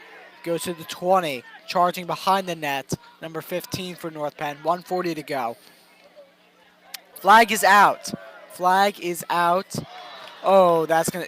I think O'Donoghue just trucked him there. So I'm not surprised if 2 penalties come out here. Let's see who it's. Let's see who it's on.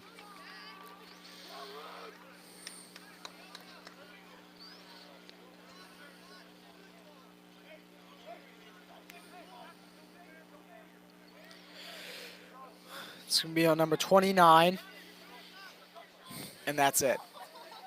Right. Oh, hold on. Let's see what O'Donoghue does here. No, he's just one player, and that's gonna be Greg Reynolds. And that's a penalty you do not want to commit. An offside penalty is an unforced error in there, in my opinion. However, I would expect the Garnet Valley would adjust to that and will not make that mistake again anytime soon.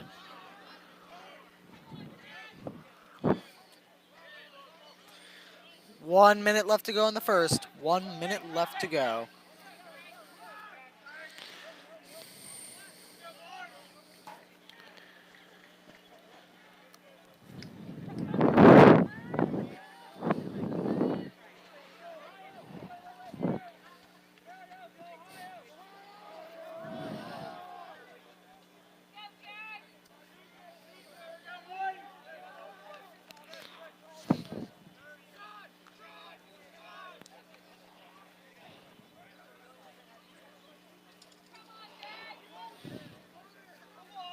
Oh, pass is botched by North Penn. 20 seconds to go. 20.8 to be exact. We'll get Jack on the second quarter to get his takes on things. The Garnet Valley, I would push it upfield here. You still got some time here. 13 seconds left. Let's see if they can try to get a goal here. Loudon, he goes right to Jake Moore, and he's going to try to make a move, power his way out. Morin. Shot, no good. 1 second, 1.1. So I don't think you're going to have much time, and North Penn has the ball anyway. They have to throw like a Hail Mary if they want to score, but I don't think they do. Hail Mary is no good. And 3-2, your score. We'll be right back.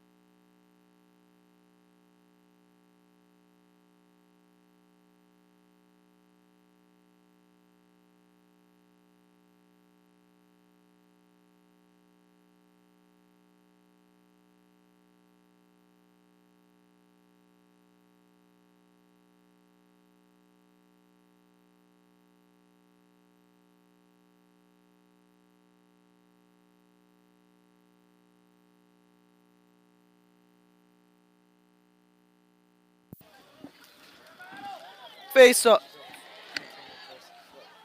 So, face off by Eldradi. timeout North Penn, but we're going to go through this because we were on maybe a fraction of a second before that timeout was called. So welcome to the show, Jack. Yeah, thanks for having me.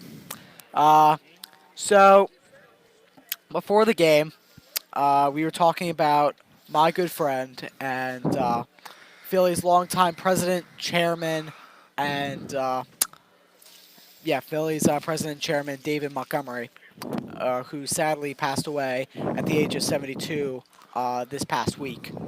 And we were just talking about how he means so much to this city. Like, he donated a lot to charity. I know I shared some of my special memories with him, including going to a Phillies game with him, and he sat down and talked with me the whole game. He was an amazing guy. He was an amazing person who means so much to this city, and the city is missing a big piece this week. Yeah, definitely. Definitely reminds me of when the Flyers lost Ed Snyder, or uh, when you have someone that means so much, not only to his organization that he runs, but just to the city in general. It's tough to see it. It's sad to see them go. Definitely, and it's definitely sad to see. It was an emotional week for me and many others. Yeah, definitely. And it's good to have people you can lean on when that happens. So thank you to you guys for that. Yeah. You provided a lot of support this week for me. So what did you see so far? Moving aside, I saw. Well, one thing that definitely worried me was the time of possession for North Penn. When they're in that when they're in their offensive zone, they were just passing it all day, and Garnet Valley had no answer for it. all right. It's a low-scoring game, but I feel like that definitely needs to change because those opportunities are gonna count up, and they're gonna bite Garnet Valley in the butt. So what we saw with the girls is they won 17-6, and it was probably the best we've ever seen the girls play. And I was talking with the guys next door, and I told Alec this last game on the air, is that if we play like this, we may be going to Hershey a second time this year. Not to burst your bubble, but it's not in Hershey this year. Too bad it's not in Hershey.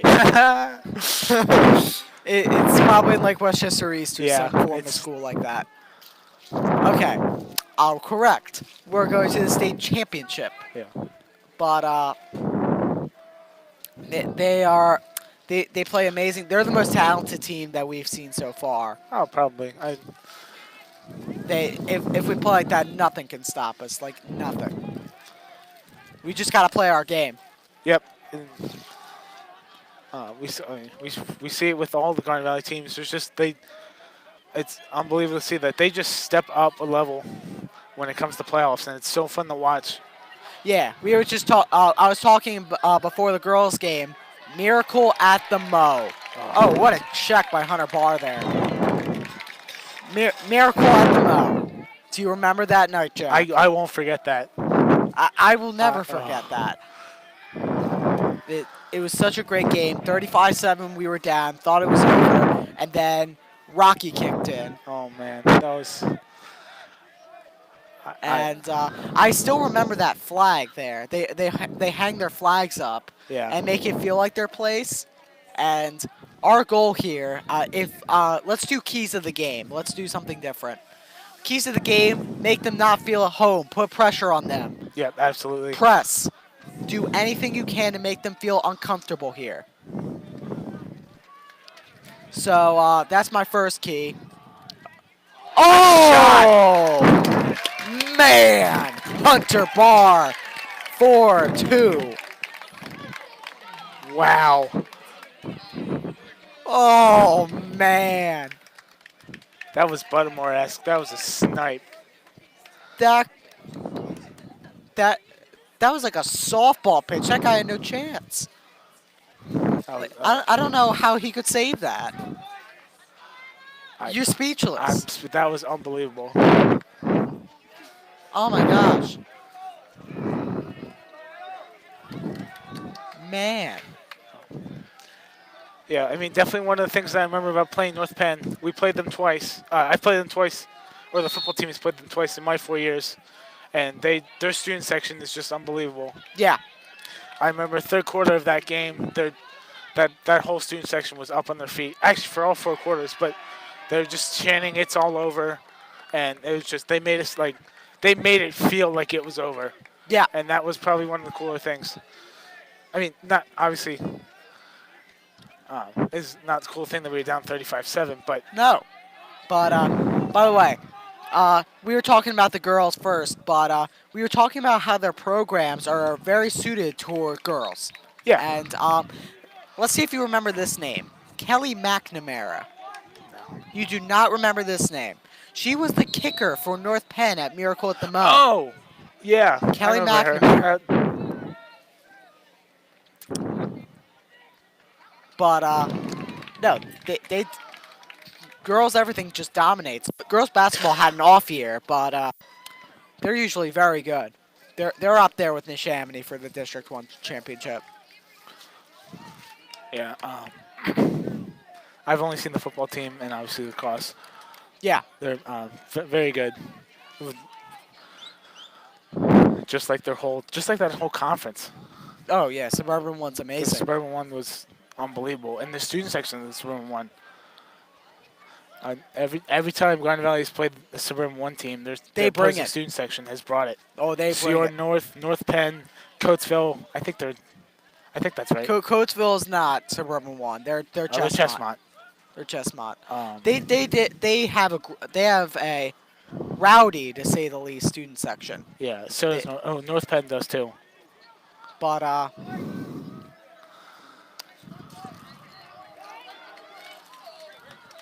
oh, a little high for Danny Bradley.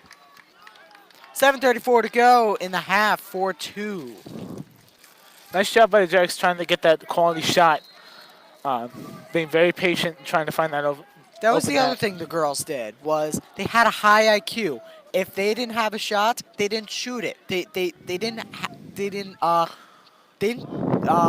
What was that? What am I Speed trying to wasn't say? their number one goal. Yeah, they didn't want to take very bad shots. They needed quality shots. I think it is what I'm trying to say. I feel like there's a better word for it, but I can't come with it Yeah, at the I mean, moment. I understand what you mean, and that's what you got to do when you're playing. You're playing better teams. This is the playoffs. Bad shot selection can kill you.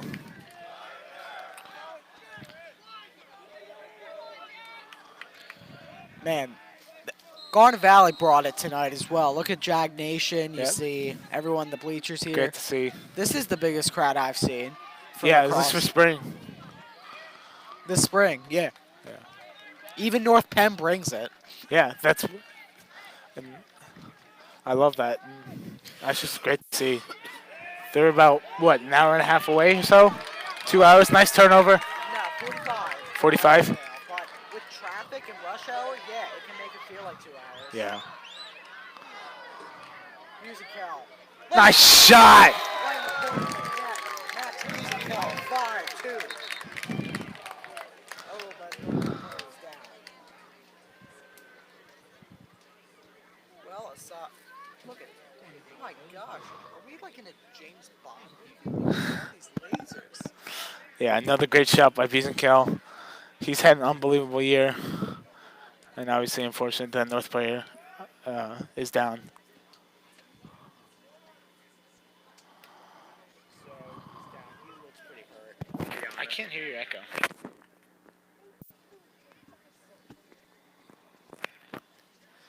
Yeah, the North Penn player looks pretty hurt. That's better. How long did you not hear my echo for? A few seconds. Okay, that's fine. 6:20, 5-2. Yeah, this guy looks pretty hurt. Yeah, that's not good. And he's one of their speedy players, too, so that's not good for them. Yeah.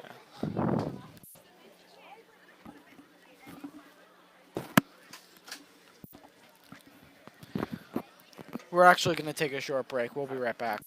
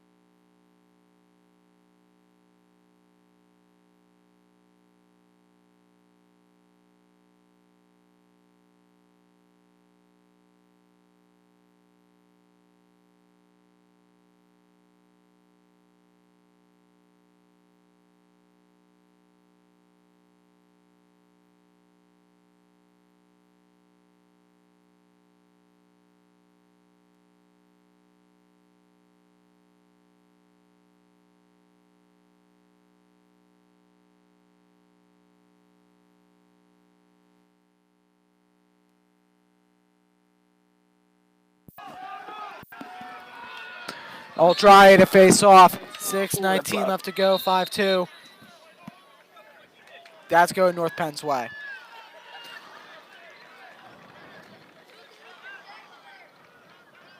By the way, Jack, first, another thing we did in the girls' thing game is I'm not going to be here Saturday if they win. You Okay. know I'm in Uh, New York. what time is that game on Saturday? Do we know? It's to be determined. Okay. But what we were thinking was all the milestones we achieved this year, where we went to Temple, we went to Hershey. You are our first commit going to Shippensburg University. Yep. Alec got on WIP. That's going Garnet Valley's way. Alec got to ask a question at the draft press conference. I still want to be on that podcast, Alec. I really do. You tell me I don't get it. Okay.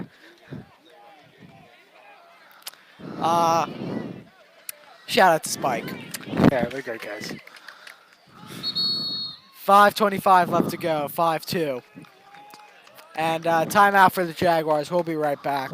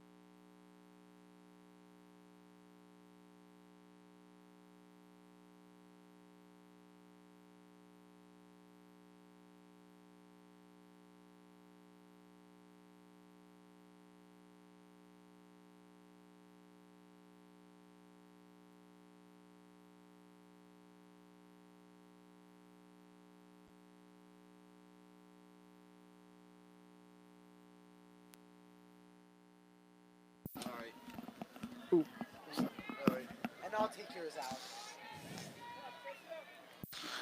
Welcome back, ladies and gentlemen. 5:15 left to go. 5-2 Jaguars. They have it in North Penn territory. Good game so far.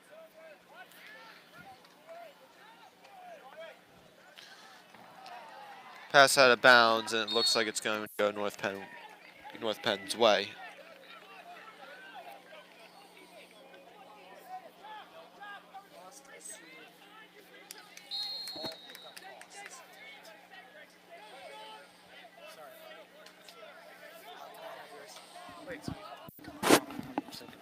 It's $50. No, it's just for this round. 4:44 left to go. 5-2.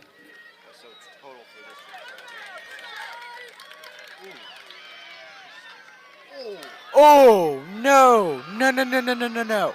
I'm Did sorry. they really not call that? Come on. You should have seen the rest last game.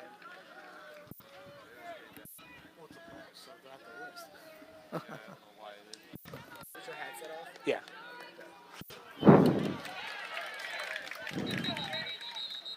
What are they gonna call? Garnet Valley ball. All right. 4:14 left to go. Morin makes a huge pass. That's at least a 30-yard pass from Morin. Nice pass. Corey Urso is now in the game. Ryan Lopez, Mitch Lackman, O'Donoghue's going to come in. Jake Morin has it at the 35. He's going to try to penetrate. He does. Oh, nice stick move. Loses the ball for a sec. He gets it back. 30. Corey Urso with the ball. He'll pass it to Ryan Lopez. He's at the 15. They're on the right corner of the net, right behind him. Mitch Lackman circling around the net. 3:30 to go, 5-2, second quarter.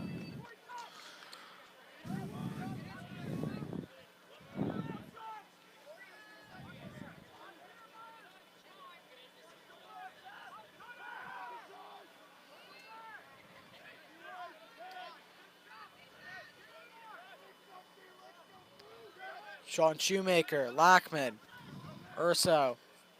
He's going to try a spin. Shot, saved.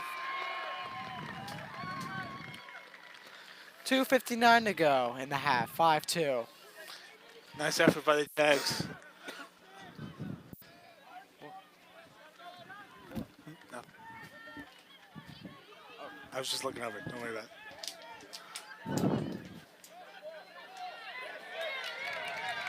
Morin has it. He's going to charge. Number 4 is right on him. Breezes right through him. He's at the 40. Goes to Sean Shoemaker. They're going to slow it down. 2:29 to go. Yeah, that's what you need to do. 3-goal lead. Oh, that's what. What the hell? Oh, wait. Now I remember why. 2:10 to go. Shot. Bradley. Laser. Goal for Danny Bradley. And the North Penn coach looks in disbelief and frustration. 6-2. 2:07 left to go. Great job by Bradley. Hopefully they can keep this lead going. At least into the half. If not, throughout the second half. I wouldn't jump the gun too quickly, but 6-2. 2:07 left to go in the half. Yeah, definitely. Especially against especially with our history against North Penn. Yes. I'm not going to guess anything. I wouldn't be playing Russian roulette anytime soon against North Penn. Oh, that's a nice pass. Oh, save by Van Nice Horn. save, Van Horn. Spin move. What's that going to be? Holding? That's going North Penn. Really? Alec, did you see anything? I don't think so. Okay. I'm not sure what was. I'm not sure what the call was there, but don't know what. It was coming from way behind too. 1:35 to go. 6-2. And nice by the Jags trying to help Nick Van Horn get that ball out. I'm not sure who that was.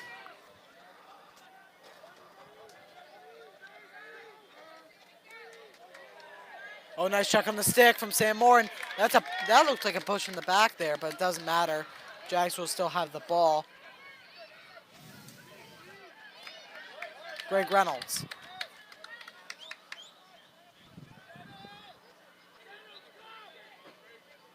Actually, that is not Greg Reynolds. Morin. Musical comes back into the game. Hunter Barr comes back into the game as well. No need for a quick possession here if you're the Jags.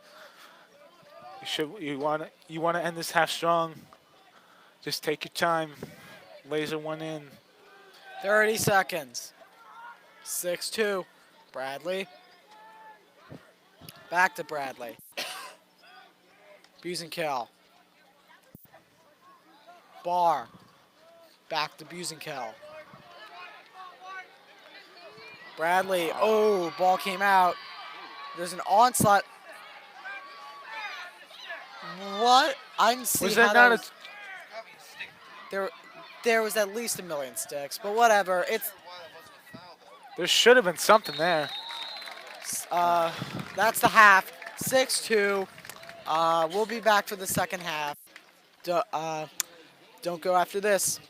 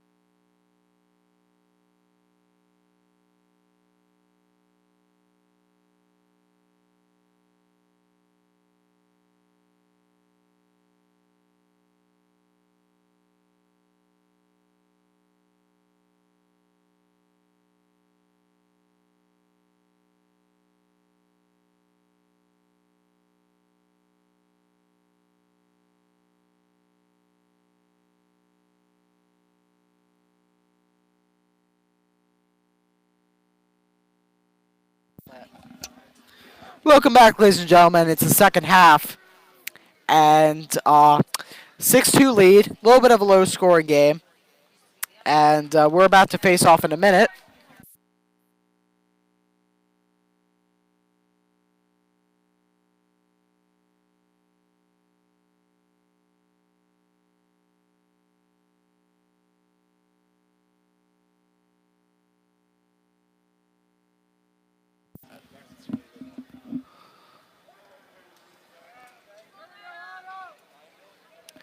So 6-2, 12.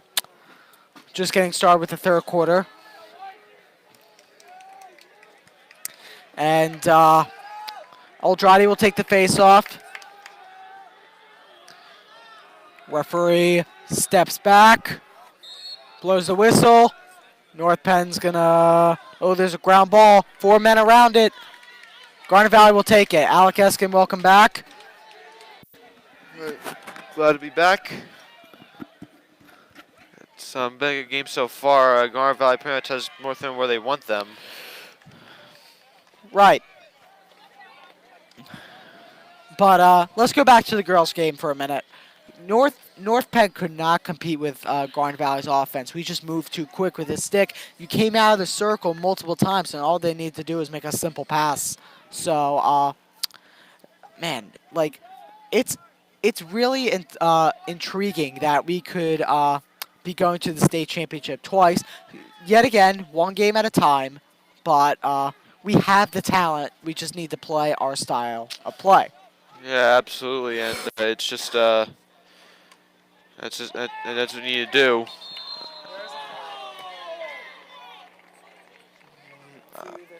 A bit unsure about that. What that was.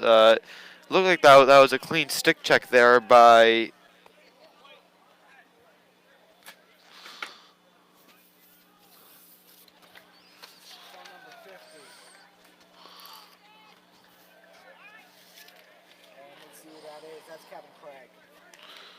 Not exactly. I'm not sure about the call there. It seemed like that was a clean stick check there, though. Coach Urso seemed pretty calm, so I feel like he may have saw something that we did not. But I don't know.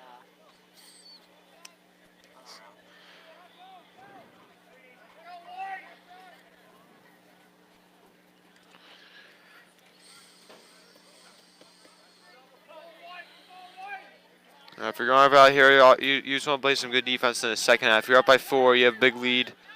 Play with discipline here.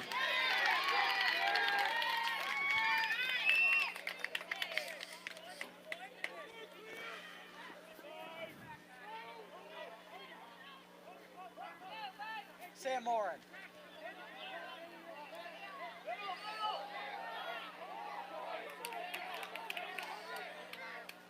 See the multiple blows to the body.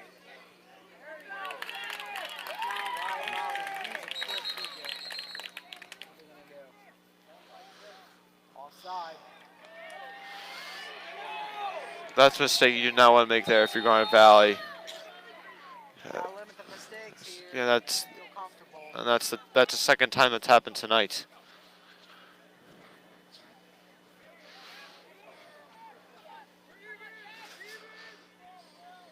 Sean Gallagher on alert on defense. Gallagher sprinting with a Penn ball. Gallagher will switch to the left side.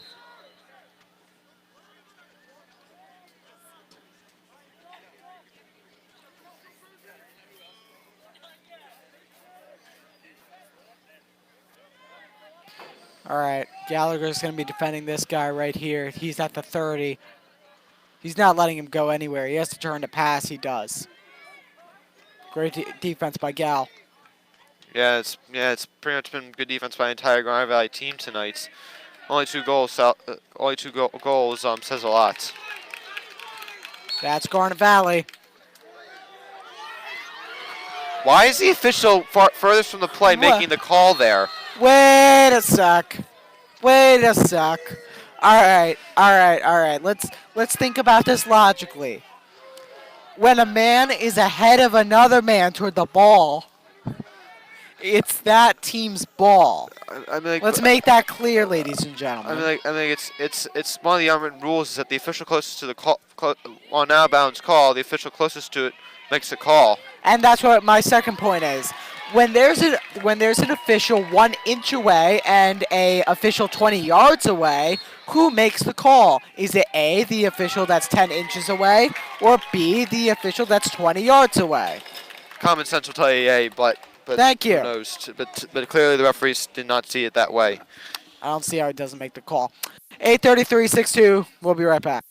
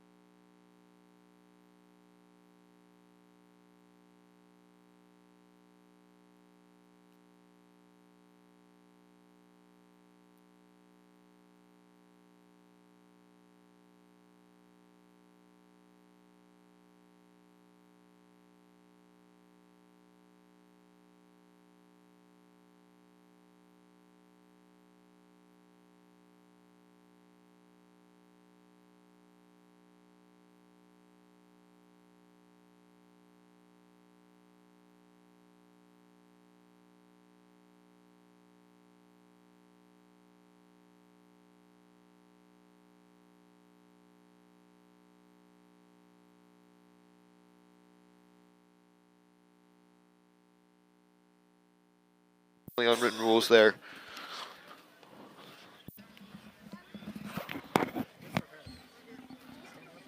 Well, welcome back, ladies and gentlemen. I think just now we were just saying, Coach Purvis got carded today, Yeah. for arguing too much, And she had every right to. Believe me, if you saw what I saw, then or what we all saw. or we all saw, yeah.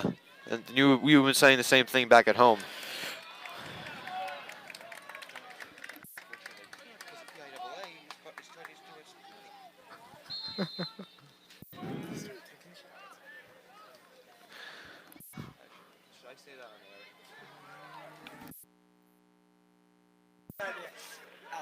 Don't get us fired.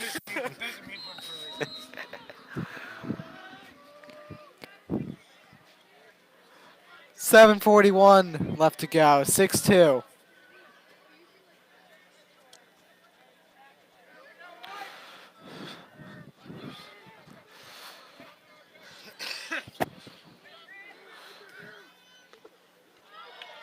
Oh, spin move. Oh, man. Jake Morin. Goal 7-2. 7:24 to go.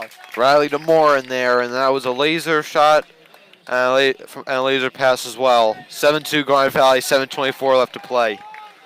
Nice job by Morin. What we saw there was some great athletic ability there and some great hand-eye coordination.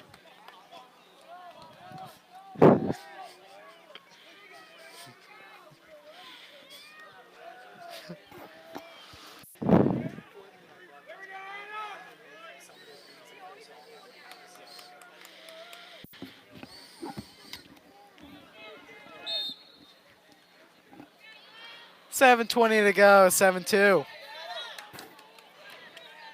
Oldrati. Gallagher has it. Spins. Yeah, good. Slow it down. Oh, miscommunication there from Gallagher. Overshot Oldrati. And a mistake that you have to rectify. Oh, what a save by Van Horn. And it went into the field goal. It's good. It's good. Now, does North Penn get 3 points? No, they don't. Okay. Unfortunately, they don't. Unfortunately not. Okay. Yeah, it's still good for Garnet Valley, though. Nice save there by Van Horn. Only 2 goals tonight. So far, it's been a very good night for him in the Garnet Valley defense.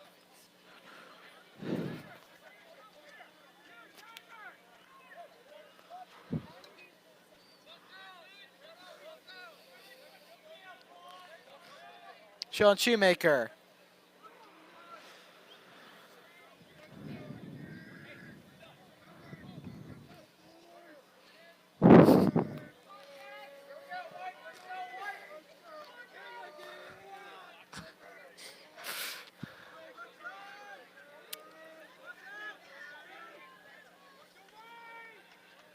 Sean Shoemaker.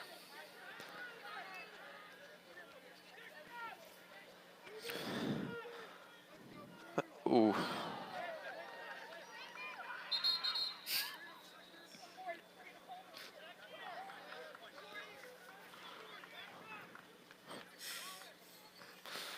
And another miscommunication by Garnet Valley. You gotta start adjusting on those mistakes.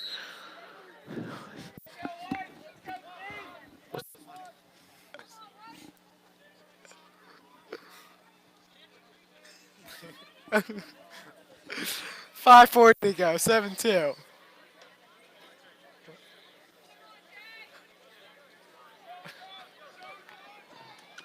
Oh, nice stick check there. And that was lucky because number 3, he knifed right through that defense there. 5:20 to go in the third. 7-2. So, I don't know. North Penn has had a lot of possessions. I don't see why they haven't scored by now. So, One thing that the Garnet Valley has done is they've been able to execute. wait, Van Horn's out of the net. Yeah, Nick Van Horn. Nick Van Horn, probably one of the best, if not the best goalie in the Central League. If he plays like this, maybe the best in the district. Yeah, possibly, and if he keeps playing like this, that's also good for Garnet Valley. Shot. Sticked by Van Horn. Aiden Berry couldn't get here in time.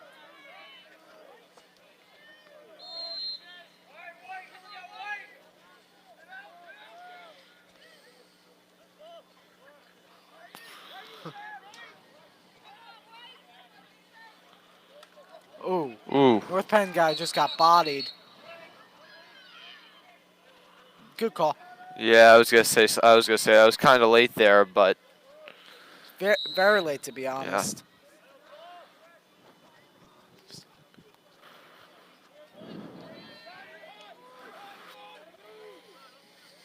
Ooh, nice stick move by North Penn. Just too high. yeah, and North Penn, they've been getting a lot of shots off. However, their shot to goal ratio is at a low percentage right now. North Penn finally scores 7-3. 4:19 left to go in the third. 7-3. Yeah, that was a long time coming in there.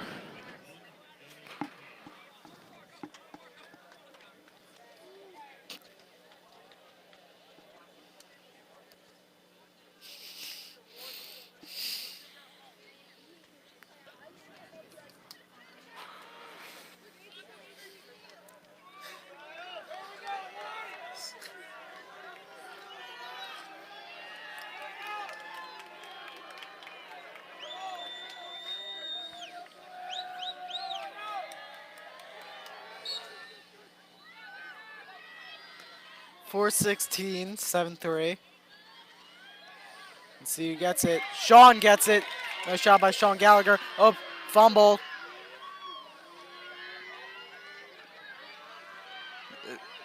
Oh, someone just got bodied. That's a foul. Yeah, not gonna lie, that's a foul. Yeah, that was.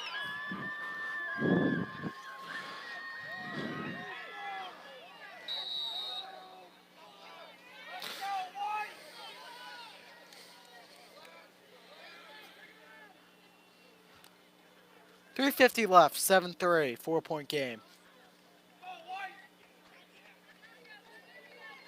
We are live from Mo DeFrank Stadium. Hopefully our next telecast will be Saturday. As many viewers know, I will not be here. As I said to Jack, I'll be in the Big Apple. And hopefully you guys will be taking charge. Yeah, I mean, yeah, because if it's it's gonna be a little bit of trouble if it's a day game. Yeah.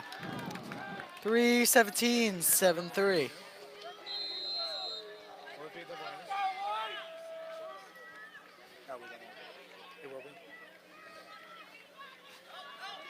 Oh, what a spin move. Fumble that. Van Horn has it. There He you go. just got stripped at the last minute. 3 minutes to go in the third quarter. Another goal here would be nice for Garnet Valley.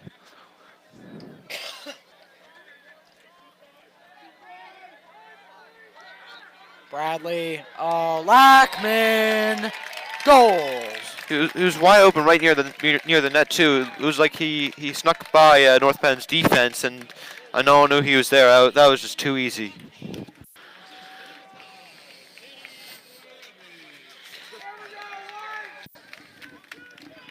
2:47 to go. 8-3, third quarter.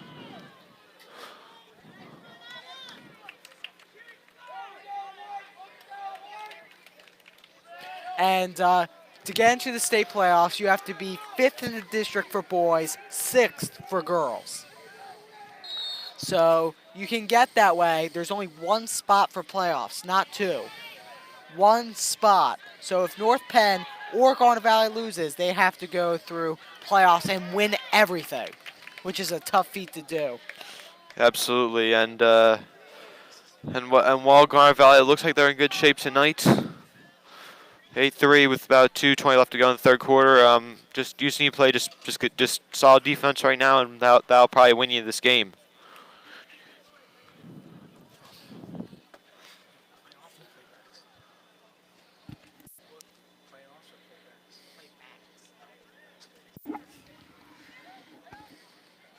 Morin. Abusing Kell. Tries to get around him. Can't. Goes back to Danny Bradley. Takes steps to the 45. He's going to hold it. 1:50 left in the third. North Penn's going to press. So Bradley's going to drive. He's met by another North Penn athlete. Seems like Garnet Valley's just going to hold it until the end of the third quarter here. 1:35 left to go, so that's a lot to hold it for. Lackman fakes the pass. He goes to Sean Shoemaker.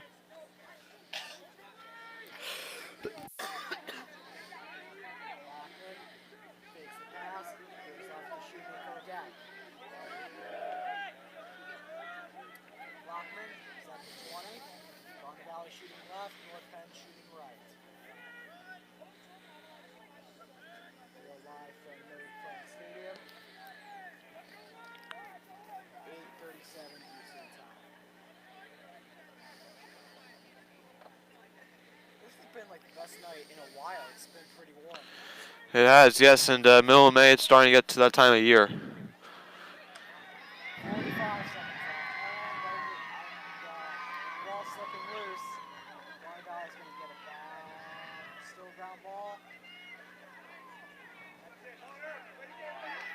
From the ball.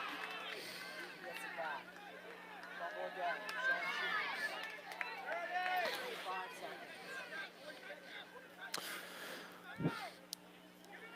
They're just taking their time right now, and they're just looking for the best shot.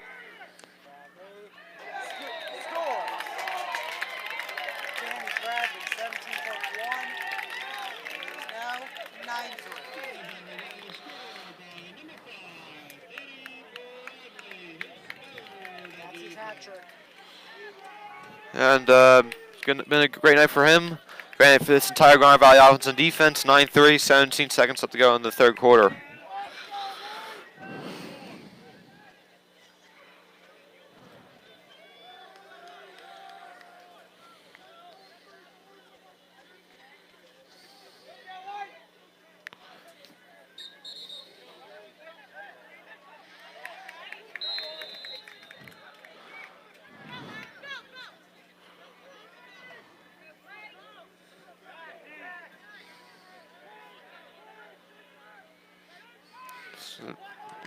Who's behind net? Shot from Morin. No good. In the third quarter. 9-3. We'll be right back.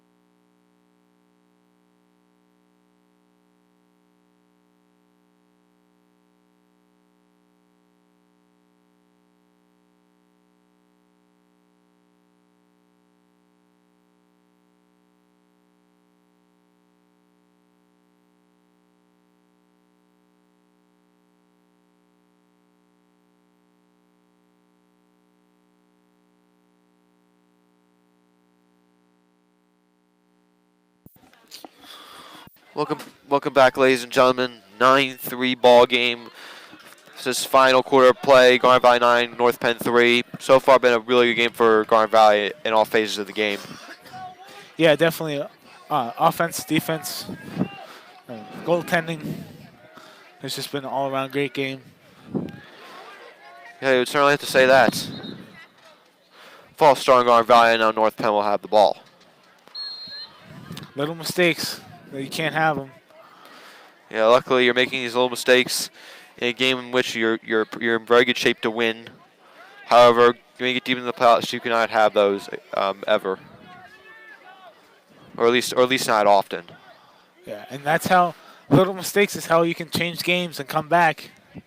We saw it during basketball season against CR North. We were just talking about it.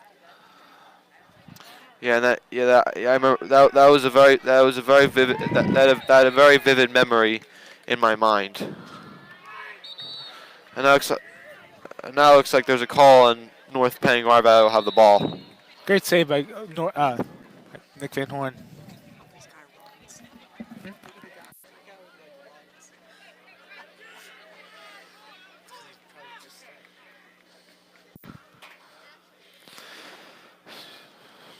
Morin has the ball, right side at about the 5-yard line. Swings it around back to Shoemaker. Shoemaker back to Morin. Morin to Shoemaker, all behind the net. Now it gets to Reynolds. And one thing that I noticed is that North Penn has not been caring that Garnet Valley's passing the ball on the outside.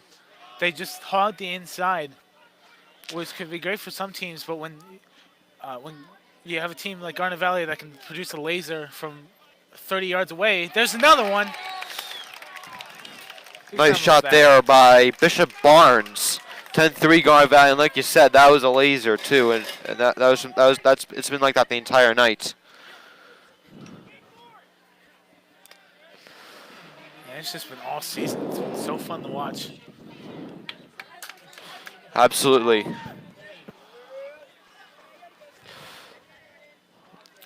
But if you're North Penn, defensively, something has to change if you want to move. If you want to keep going. Yeah. I would have to agree with that.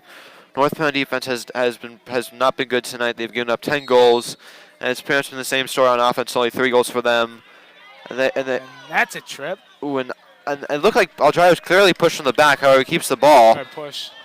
One hops over the net, and however Garnet Valley will keep the ball. However, I would like to go back to that one call, that one non-call there, because clearly like Aldrich was pushed to the ground. Yeah. However, there was no call there. And that's just a player safety thing. They should have been called. Eventually it gets to a point where you're putting player safety in jeopardy like that right there. I mean, it's not just that. We've seen it on some like really violent checks, or presumed illegal checks, where there's been no calls.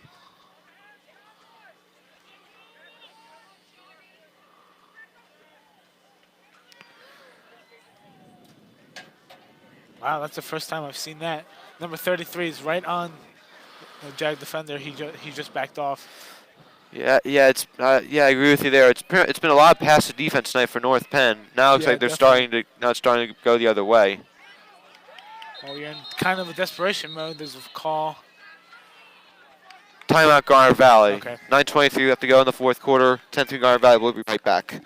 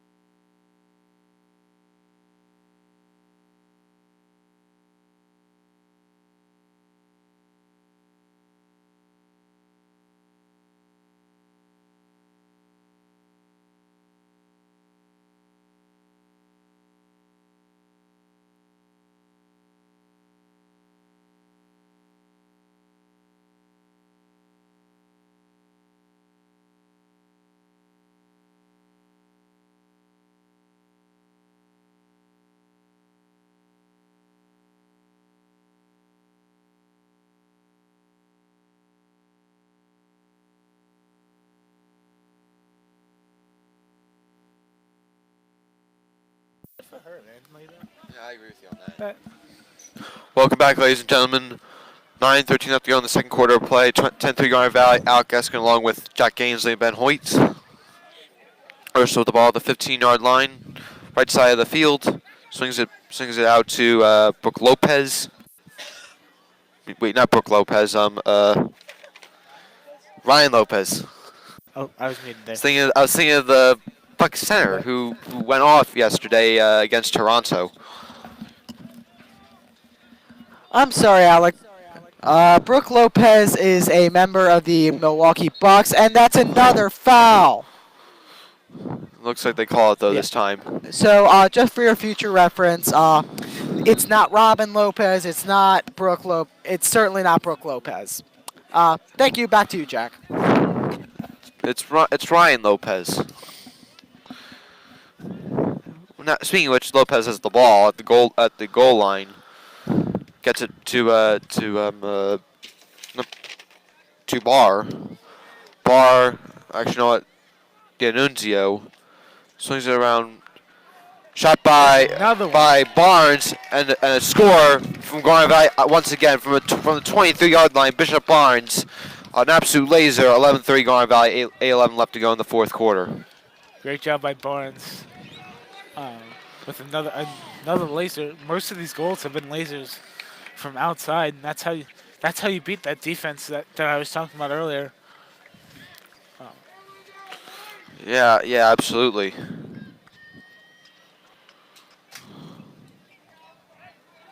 Yeah, they may be able to stop shots from inside, but you're not going to stop that. That's definitely for sure. That's one of the reasons why Garnet Valley is doing so well this year. It's not just close-up range goals. They've been able to get goals from 10, 15, 20 yards out. Oh, it's been unbelievable to watch. And it will, I would say, too, at points. About 8 minutes left to go in the final quarter of play. Hallerman has the ball. Looks like Garnet Valley has some backups in right now. And they are sending one person from North Penn going up past that circle. Nealon with the ball now. We just saw Ryan Nealon's sisters, Kara and Reagan Nealon, play earlier today. Both had really good games.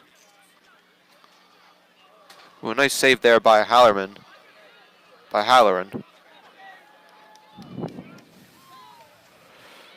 Ooh, nice block there by North Penn. However, Garnet Valley is able to get it back. Ooh, bunch of swinging and missing there. And now there's a flag on North Penn. Garnet Valley has the advantage here in their territory, in North Penn territory. It's North Penn. I wasn't sure what she was doing. Stansfield sitting at the 40-yard line. And now another flag on North Penn. Took a swing there at Stansfield, number 23 of North Penn. Looks like there's going to be 2 flags on the play.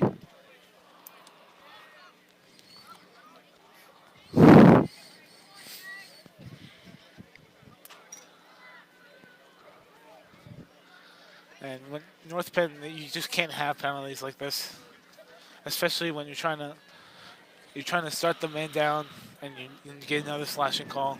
I guess that's what the call was, right? Yep. And it's two penalties, each worth 1 minute of penalty box time. Garnet Valley will be 2 men up for the time being.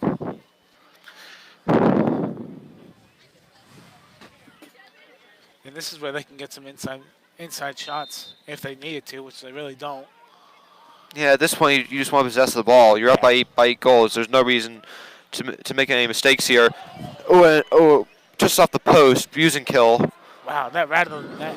Yeah, and I thought that went in for a second. Yeah, Nealon around. Check. Try to swing around and get the shot off there. However, it goes wide, but Garnet Valley retains possession here. Howland with the ball now.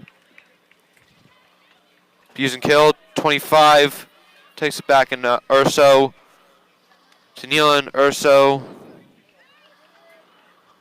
Nealon shot and he scores from the 15-yard line, right side of the field. Nealon with the wraparound goal. 12-3 Garnet Valley, 6:20 left to go in the final quarter of play. Exactly what I said. Working on the inside. North Penn's got two men down. You can't cover as much ground. Great job by Garnet Valley taking advantage of it. Absolutely.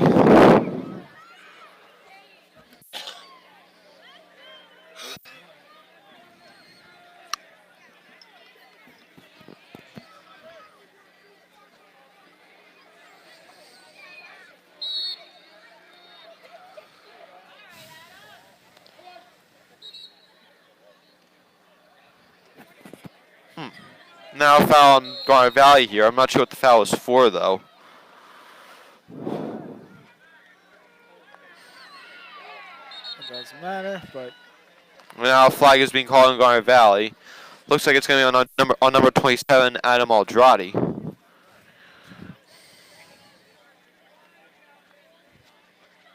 big opportunity for North Penn. Obviously, huge deficit, but it'd be nice to cut that down one, at least for them.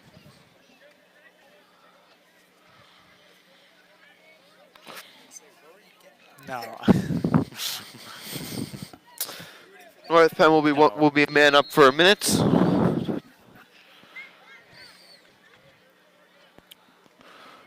North Penn now with the ball at about the 15-yard line, right side of the field.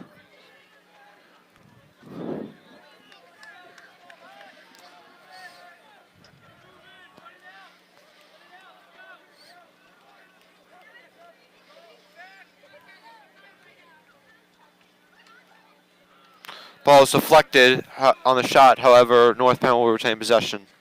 5:39 left to go in the final quarter of play. 12-3 Garnet Valley.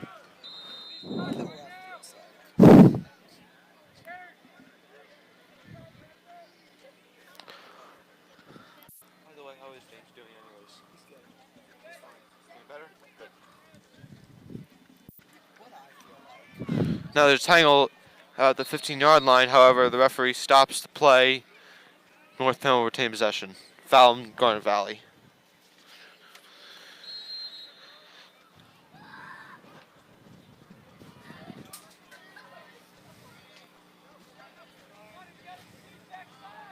Shot saved by Van Horn.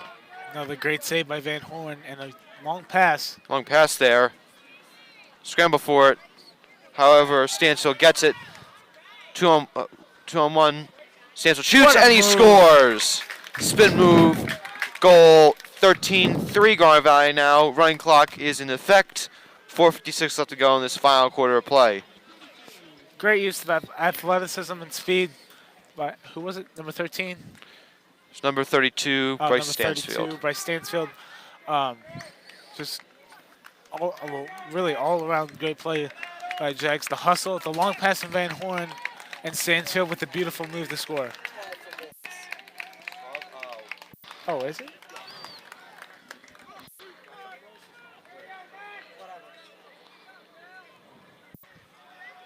Never mind. It's clarification on that. It's 12 goals ahead for boys, 10 goals ahead for girls in order for the running clock to be in effect.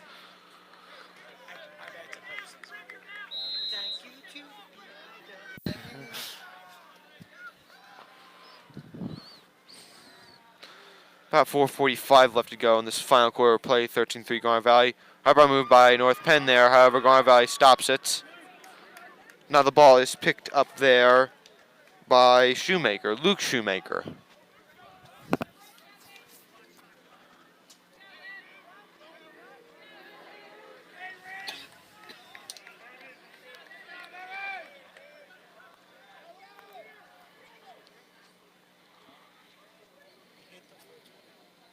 Urso has the ball about the 35-yard line.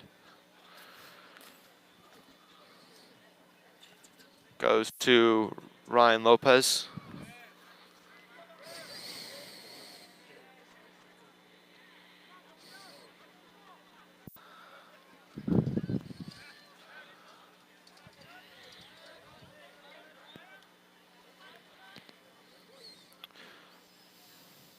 D'Annunzio behind net. Gets it out to Halloran. Urso shoots. Wide left. However, Garnet Valley will retain possession. We'll get a timeout from North Penn.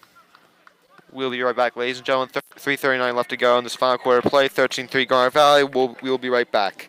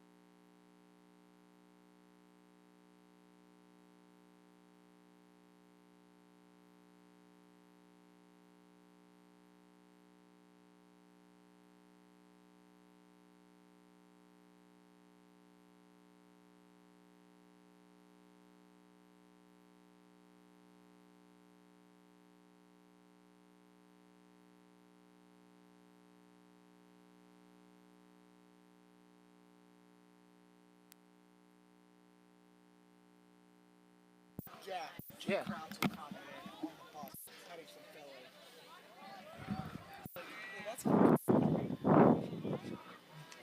Welcome back, ladies and gentlemen. It's been a great game for the Jaguars. For North Penn, a little less so. Urso has the ball. Push to the ground, There you and go. now there's two flags. I'm assuming that's for the same. That's for the same player. Ooh, and that should be another flag. Him in the helmet there, however, is not called. Yeah, we heard that from all the way up here. Shot by Harriman is deflected. However, it does not matter because there is a foul on North Penn, or a penalty, I should say.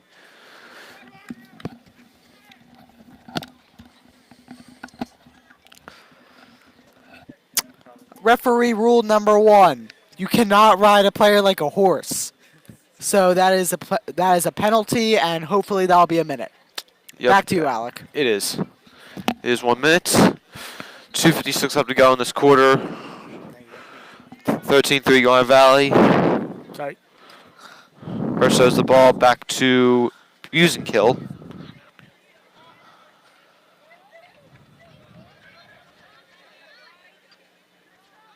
Busenkill shoots, and he scores. Scores. 14-3 Garnet Valley. 2:36 left to go. Nice shot by Busenkill from the 25-yard line, and Yeah. it was a laser into the net. Yeah, not as much as laser as the other goals we've seen tonight, but still nice shot by Busenkill. Yeah, absolutely. It looks like in this North Penn series, Garnet Valley will sweep, go 2-0.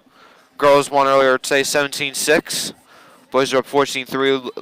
It looks like they are primed to win once again. That's right, Alec. 14-3, and do you know how many the girls won by? 11. Do you know how much I think the boys will win by? 11. 11. Thank you. Now, I think North Penn did not have the greatest game on both ends, and I think Garnet Valley just overpowered them as Howland takes the ball. That's a flag. Thank you. Yeah, that was clear. That was a clear push in the back. Oh, and there's another push in the back, and that's going to be another flag. I think it's getting chippy. North Penn's frustrated. They have to go to playbacks now. So Yeah, I'm sure they are frustrated. First of all, this has not been a good game for them at all. I'm surprised there's no card here, to be honest. No, there was a card. It was two. 2 cards. There's 2 cards right. There's 2 cards. 2 are in the penalty box right now. I was gonna say if there was no card, I would have lost it.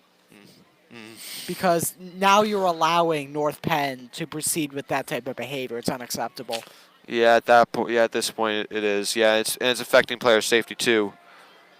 No look pass from Busenkill. Hallerman recovers it though. Now it's back to Busenkill at the 30. Looks inside, shoots, and Hallerman shoots, and it's wide right. However, Nealon was nearest to the ball, and Garnet Valley retained possession. Ryan Nealon will take it. He's had a pretty good game too. Rising freshman. Absolutely. except a little miscommunication to the other freshman, Max Busenkel. Looks like he recovers though. Wasn't a big mistake there. 1:30 left to go in this final quarter of play. Nice pass from Mercer trying to get it away. Oh, that's going to be a laser. That's no good.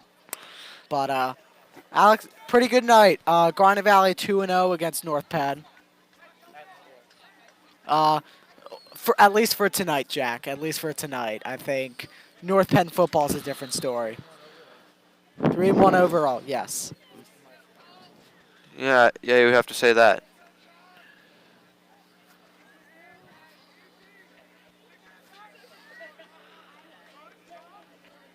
In the middle, he shoots and he scores. Number 43. I don't have him on. I think on that's my, JV. Not gonna lie. Yeah, it is JV because it's not on the. He's not number 43. He's not on the varsity roster. However, a nice goal there. Brian Bradley with the goal. 15-3 Garnet Valley now, and now the running clock should be coming into effect here. Did the refs stop it? I'm not sure why they are. I'm not sure why they are here because no. it's a 12 Yeah. goal lead, so therefore, yeah, the clock is always running now.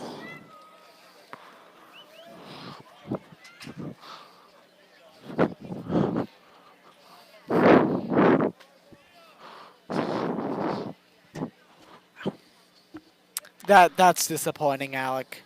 That's a simple rule. Yeah, that's. Oh wait. There's something going on.